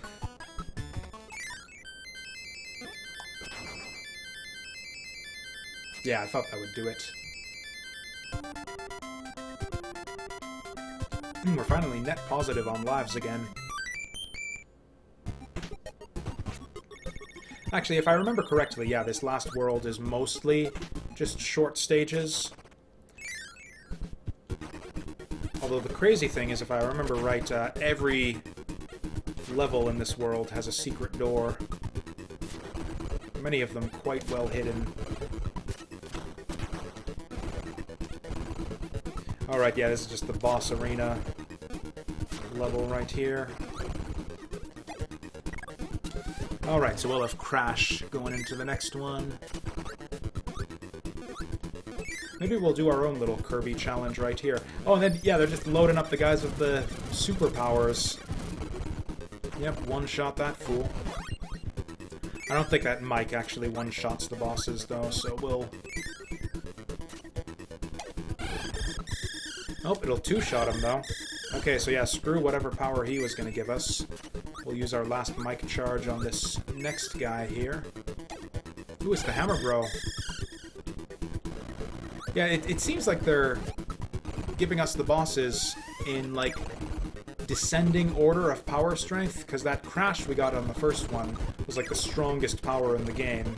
Mike is, like, the second strongest, or not in the game, UFO is the strongest, but, you know, out of the powers that bosses can drop. And then we got Hammer, which is, like, the best DPS item in the game. And now we got Throw after that, which is, like, the next strongest. I actually never noticed this before. Fuck.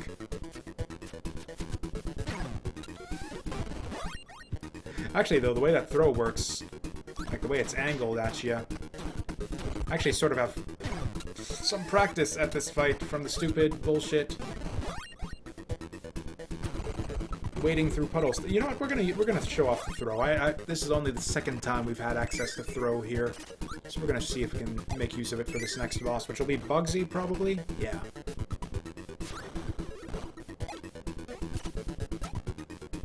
Show off the power of Throw here. Oh, that would have two-shotted him, too. So yeah, a lot more damage than your standard, whoa, spit and shoot attack. Or actually, do I want to do this? I don't think that backdrop can actually do anything against most bosses. I guess we'll give it a shot. Okay.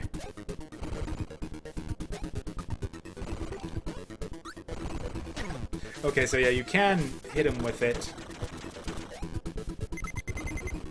But, yeah, not without getting hit yourself.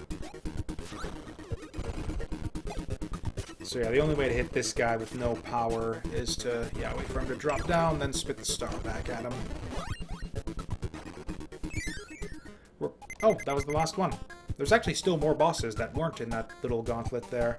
We didn't fight, I forget his name, the big wheelie guy.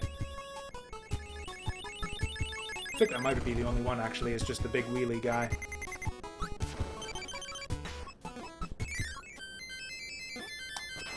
That's weird that they put that so early in this world, too. You think that, like, a boss gauntlet like that would be like the last stage leading up to the final fight or something.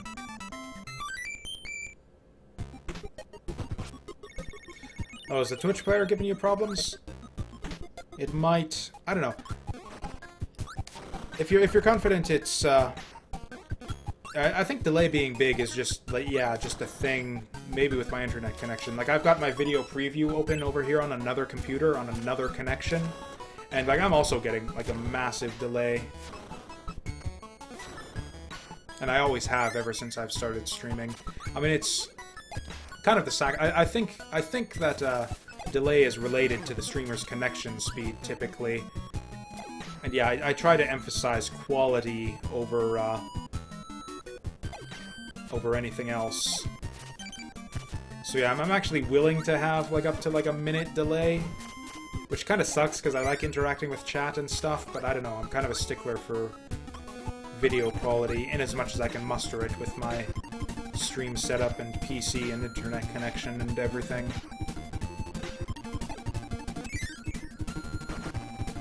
That would also make sense, yeah. I'm up here in, yeah, the snowy wastes of Canada.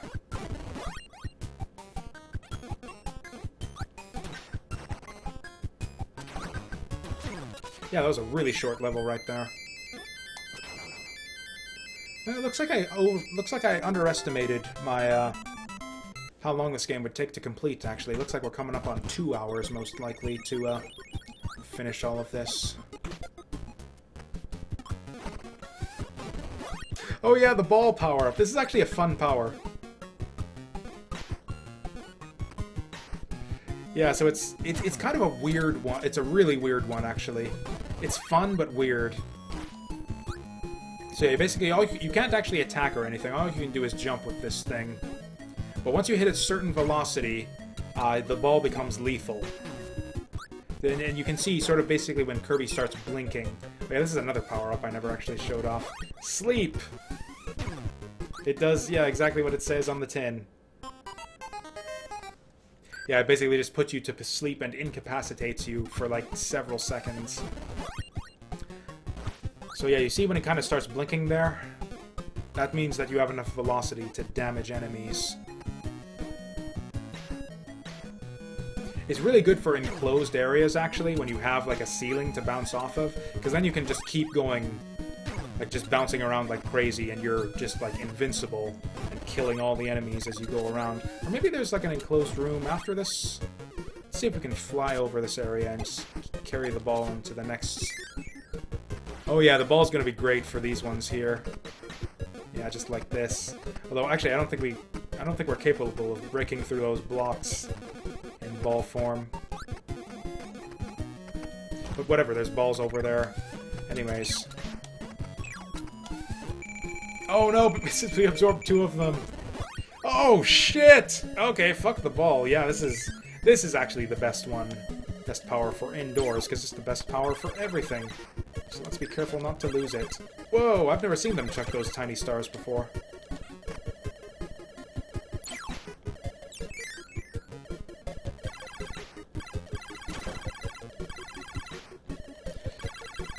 Oh yeah, what was the name of okay, so these flying guys right here, these are Bronto Burt.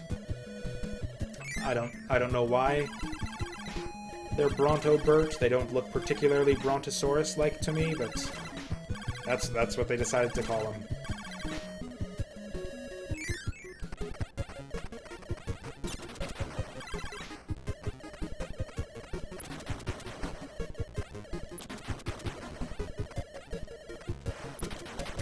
Ooh, barely made it there.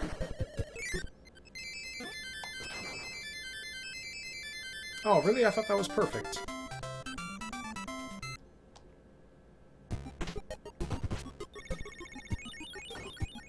Oh, actually, it looks like there aren't a hidden door. In fact, yeah, there's only hidden switches in the first one so far.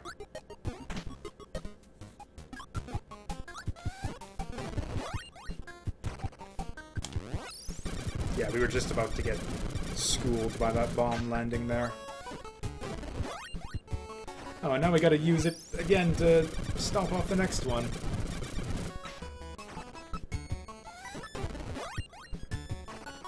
Oh no, -10 degrees Celsius. How will you ever survive? Actually, I think it's actually not that bad outside right now today. I think it is actually only about -10 Celsius right now. Yeah, we're at -11, which is basically warm weather around here. Yeah, we've been seeing weather that's like -30, -40 for the last couple weeks, though. Oh wow, that was an impressive fall right there.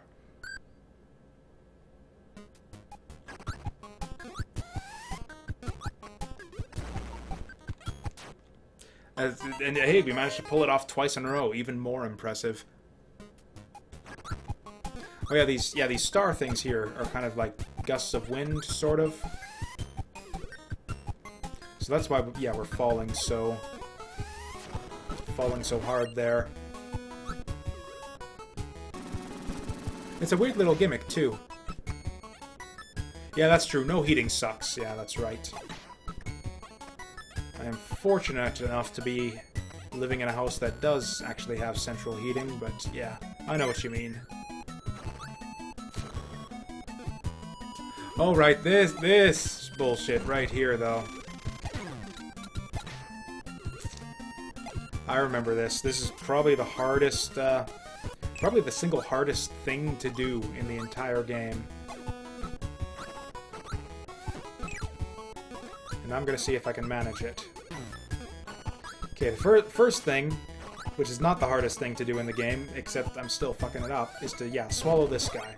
Then...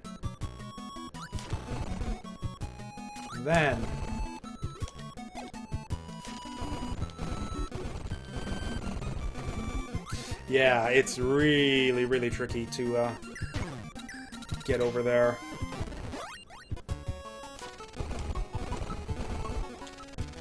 Oh, we made it! Nice!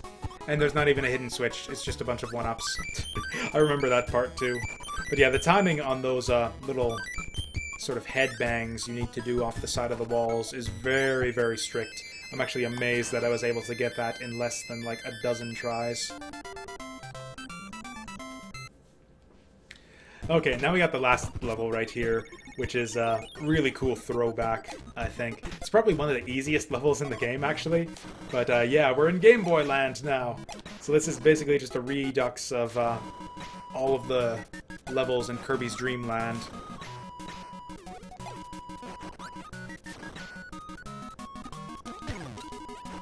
Okay, so we're actually, yeah, going to lose that power for the whole rest of the level, because true to the original Kirby's Dream Land, yeah, none of the enemies in this level here have any powers whatsoever. And actually, weirdly enough, this is the only place that you hear the original Kirby theme in this game. Because yeah, this is the music that people mostly associate with the Kirby series, but it doesn't actually appear that often throughout the series. This is actually one of the least reused pieces of music that's recurred throughout the series.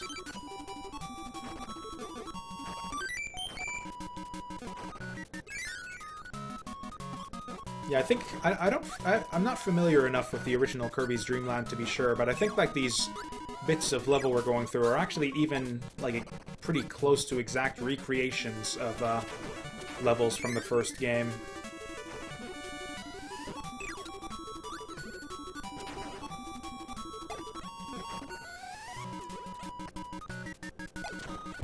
But yeah, the original Kirby's Dream Land, or yeah, Kirby's Dream Land was a very, very short game. Like what you're seeing here is like probably like a good like quarter of the game right here, just in recreated levels, and it only takes you like a couple minutes to get through this. Yeah, the original Kirby's Dream Land is like literally like, yeah, a 10 to 20 minute game, I think, depending on how speedily you want to go through it. 10 is maybe cutting it a bit exaggerated. Speedrunners could probably do it in under 10 minutes, but yeah. Oh yeah, there's actually a stupid hidden door at the end of this one, too. Actually, yeah, weirdly enough... So we got, yeah, the color parasol there. I don't think it actually gives you a power, though. Like these cutters here. Oh, no, it actually does give you a power. Okay, I was wrong about that. So we got the door, so they've got the end door there, but there's actually a hidden door on the moon right up there. which is like the weirdest, like most obscure clue I think there is for any of the hidden doors in this game. And all you get for it is your little warp point to go back to the previous levels. And looks like we've got Cutter going into the DDD final boss. Not a bad power. DDD is actually not a bad fight anyways, even without a power. But yeah, I had a lot of trouble with this fight as a kid. In fact, to be honest, I'm not sure I actually beat this game when I was a kid. I think I might have actually got stuck on DDD here and never properly finished the game. You know what? Yeah, this is doing shit for damage.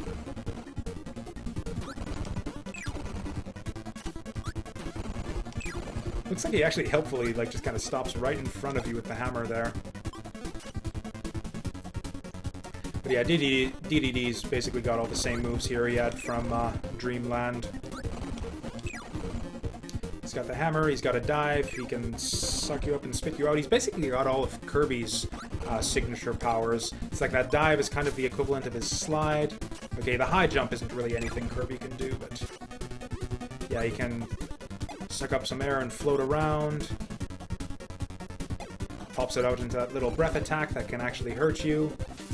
Slides. He's got the hammer, which isn't actually an innate power of Kirby's, but it seems to be one that he's mostly associated with. Oh man, this is suddenly going very, very badly for us. If you get close to him after he does that jump, you can suck up both the stars at once and do extra damage on him. Okay, looks like we're one hit away. Tricky thing when he runs at you without the hammer out is you don't know if he's going to slide or if he's going to try and suck you up. And it's kind of two different things you want to do, depending on which one he does. Okay, so that's DDD. Now we go to level 8, Fountain of Dreams. And yeah, I guess they even tell you it's level 8, so they don't even try to pretend that this isn't that this is the end of the game here. This is actually kind of an epic final boss fight coming up.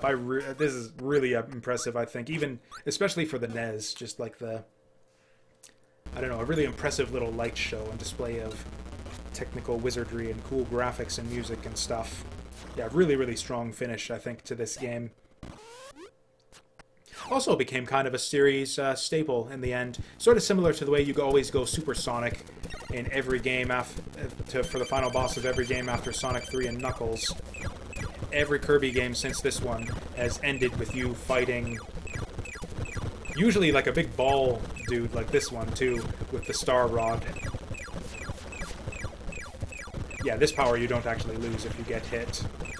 It's actually nice enough to give you all of your health too. This is actually a timed fight right here too. If you take too long to beat this guy, he'll just fly away and you'll get just crushed on the bottom of the screen that rises up on you.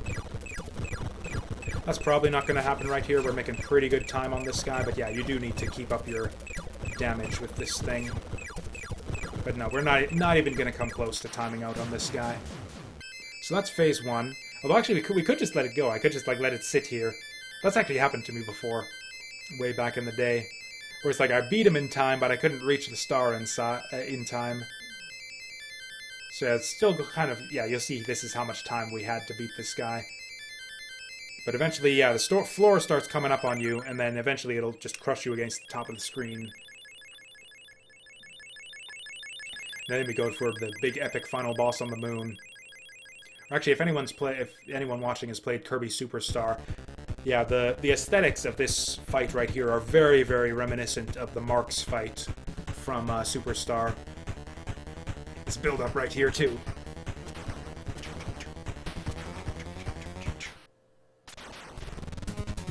Oh yeah, I think this might be my favorite final boss theme on the NES. This is just a great bit of music right here. So now we got a different version of the Star Rod right here. A couple unique properties. Kirby actually does like a Sonic the Hedgehog spin attack when you jump with it, which is pretty cool. You don't actually get very much damage on the boss at all, though, if you hit him with it. The way to get your real damage going here is to, yeah, hit him with the star right there. It actually doesn't take very many... If you shoot him with the star, it actually doesn't take very long at all to take him down. But if you're trying to... But it's harder to hit him that way. So yeah, if you're only doing Sonic the Hedgehog spin attacks... Oh yeah, yeah, it actually doesn't even work when he comes down at you with that drill bit there. Yeah, easiest way to hit him with that is to wait for him to swoop to the side and then get behind him. Oh yeah, he's got a little slide attack too, but you can't actually hit him with it.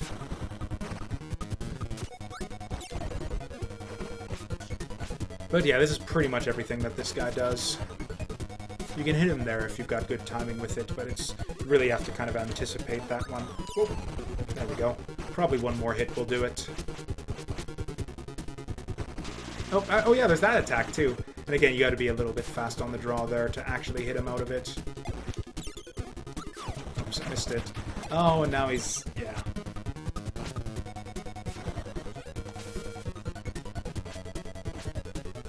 But yeah, really cool looking fight right here, I think. Or, you know, I don't know, maybe we just do the Sonic the Hedgehog spins. Yeah, the only way he even hits you with that one is if you jump into him. There we go. That's a really satisfying death sound effect right there. Sounds like the console is broken or something. Isn't that the kind of noise you'd expect to hear when it's like the game gets stuck and it's like, you know, stuttering the audio or something?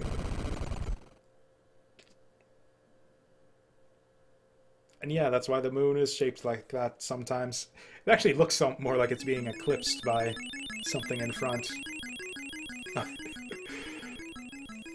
Oh yeah, I remember that other thing in the Zoc album is the way he says, Star Rod! I can't imitate it very well, but it is just there's like this epic delivery of the Kirby story. It's really funny. Then it turns out that DDD wasn't a bad guy after all. That's pretty much been the thing with like every Kirby game since this one. Not only have they copied the whole like Star Rod final fight thing and the kind of schmuppy segment that goes along with it, but they also copied the DDD wasn't that evil all along thing. It's actually not the first... Actually, weirdly enough, another one of my favorite NES games also does like some shit with the moon for the final boss fight. Rockin' Cats. You punch the final boss all the way up to the moon, and it like makes like a big impact. And the moon has a face, and he gets like all annoyed by it. But yeah, I think Kirby's Dream Land 3 did the thing where DDD's the final boss, but he's not really evil. Or rather, he's like the pre-final boss, and then if you get the true ending and all the stars, it turns out that he wasn't really evil, and you fight Dark Matter.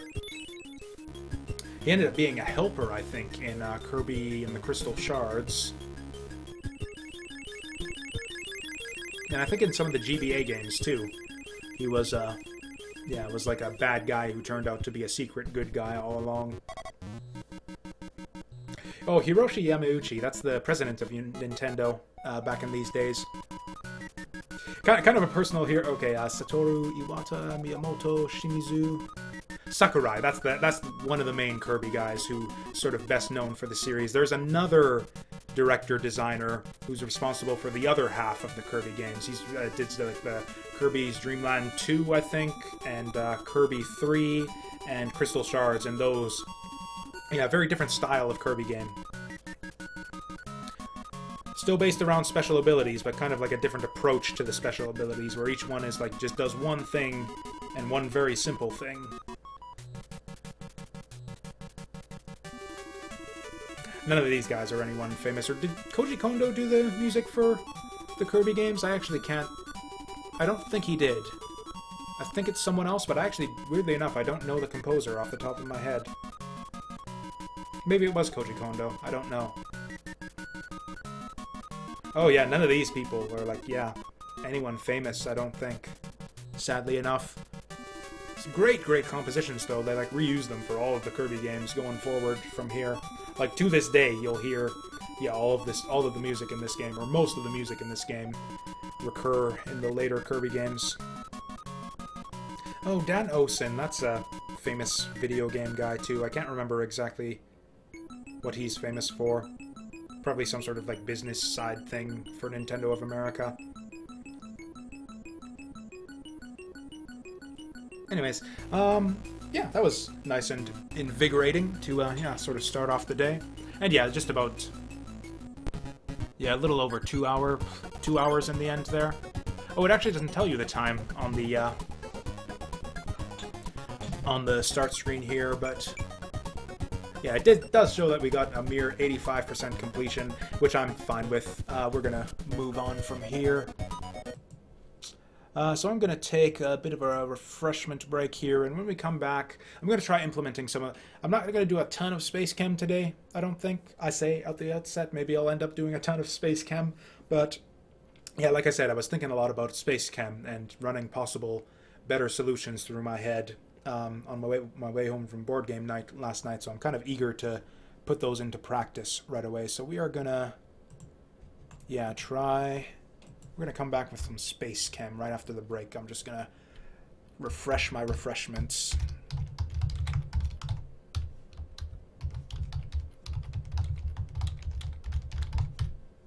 Okay. And, yeah, that was Kirby's Adventure, a childhood classic of mine. Love that game. And, yeah, back with Space Chem in a bit.